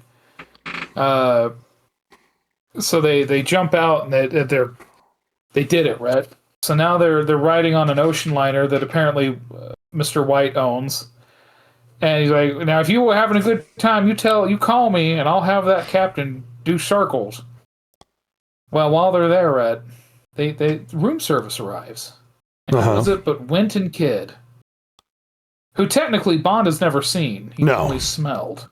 Yeah, they hit him from behind with an urn. Mm-hmm. Earlier. He was knocked out in the elevator after that, so he never saw him. Well, they come in and they're like, "Well, it's from the captain," and all this stuff. And they have a time bomb hidden in the cake. And I think it's Mr. Kidd tries to kill him with lit on fire kebabs. Yes. And he becomes a horrific scene of destruction. Well, Mr. Wint tries to choke Bond, but then Bond gets a hold of booze, douses Mr. Kidd, who then is just a ball of fire. He burns horribly and jumps from the cruise ship. And then Tiffany just his mangled, burned corpse at Mr. Wint, which then breaks apart and reveals the time bomb. So Bond gets over there. And one of the most amazing choreographed fights I've ever seen. Oh, very good. Pulls his arms, like Mr. Wint's arms, down in between his legs. And so he's pulling them from his back. And then he goes, "Ooh!" and then puts the bomb in his hands and then flips him off the side of the boat. Now, where I he don't know just how. blows up. I don't know if we're describing it in such a way where it's understandable, but it is the goofiest thing. It is very silly, and they, at this point, we know they are really playing up that these two are gay as all hell, Yeah, and he's super dead now. and they're dead. And because she was gonna ask, like Tiffany was gonna ask Bond something before room service came, and then she's like, "So what were you going to ask?" And she's like, "Well, do you think we could get those diamonds back from the satellite?" As far as silly Bond stuff, like, I quite like this movie. Me too. It's not the most serious of the movies. No. The tightest or the best written, but damn it, it's fun. Yes. The Bond girls are pretty. The villains are good. It's nice. I like it. And the 60s Vegas, or I guess early 70s Vegas setting is great. It's really nice. This Tiffany is actually kind of dumb, though. Oh, she is, at this point in time, is she the dumbest of the I think so. Bond girls? I mean, Tatiana wasn't the brightest, but she wasn't, like, ditzy. You know? Yeah. But, yeah. It's, I like this one. Like I said, people will argue that this is the worst of the Connerys. I do not agree. No, that's Thunderball. Yeah, Thunderball is the worst one. This one's fun. I enjoy it quite a lot.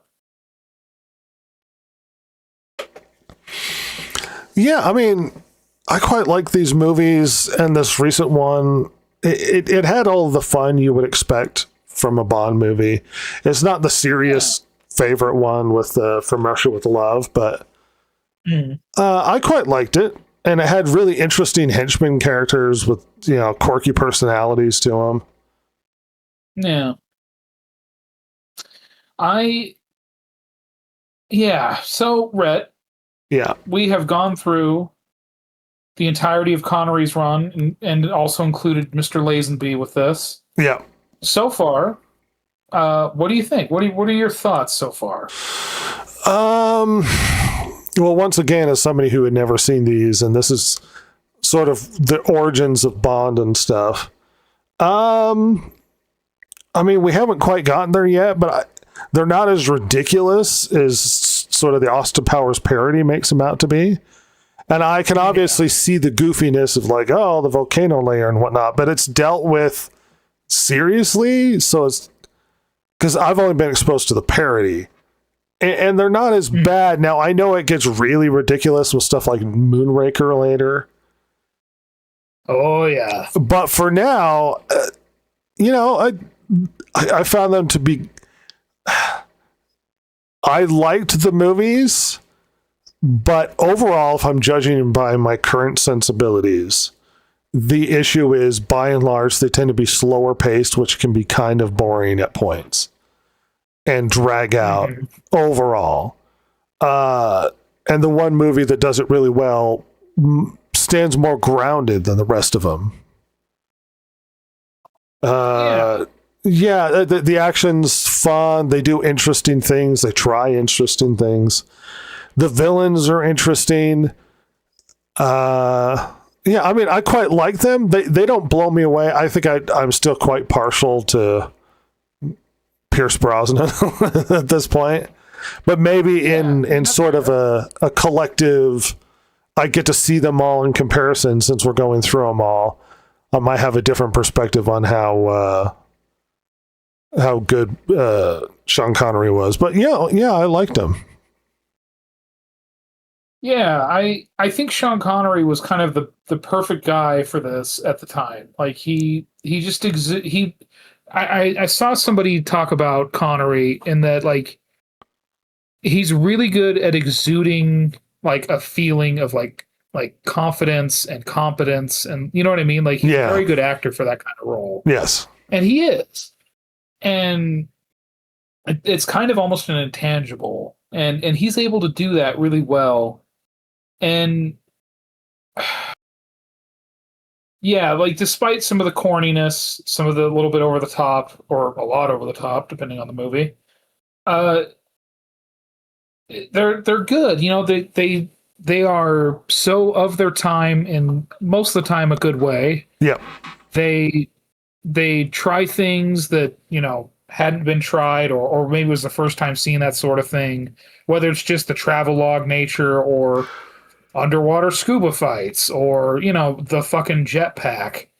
There's a lot of neat stuff there. And, you know, it's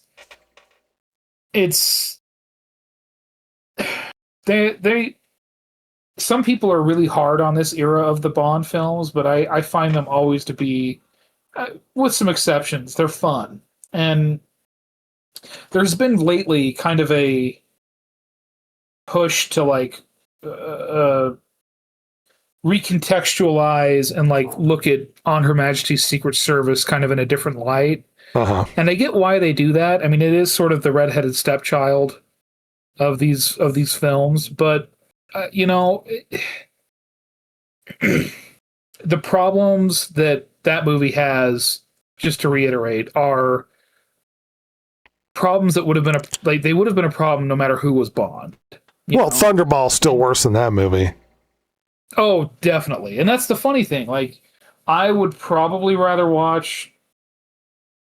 I would say On Her Majesty's Secret Service is better than Thunderball. And the unfortunate thing about Thunderball is that it's the thing that is both interesting about it is also the thing that drags it down really hard. Yeah.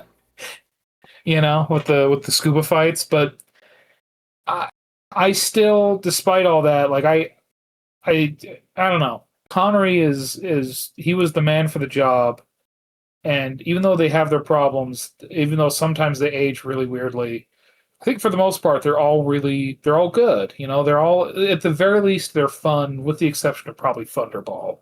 That's the obvious low point of these movies. I agree. Well, we have been media illiterate. We are media illiterate. We are media illiterate. We are them. And, you know, we thank you for joining us in our discussion of the Connery run, plus George Lazenby, the James Bond films. And stick around, you know, keep watching the channel. We will come back with Roger Moore. I think this next week we'll start getting our Roger Moore on, starting with Live and Let Die. I'm kind of excited for you to watch those. I mean, I won't give anything away, obviously, but those are the ones that people either love or hate. Okay. And there's some obvious low points, as you have pointed out, even in this episode. But I will just say that Roger Moore went from being kind of one of the ones that I'm like, I mean, they're corny sometimes, they can be fun, but to, no, Roger Moore was pretty great. So we'll see how you feel about him and how you feel about his movies. But yeah, stick around, watch this channel. We will be back with our Roger Moore discussion in a few weeks' time. Rock on. Thank you for joining me, Rhett. Thank you for sticking around with me watching these. Mm-hmm. I hope you continue to have fun. Hopefully I don't burn you out on it. But not yet. Yeah, join us next time for Roger Moore. I'm gonna let it sit for a second.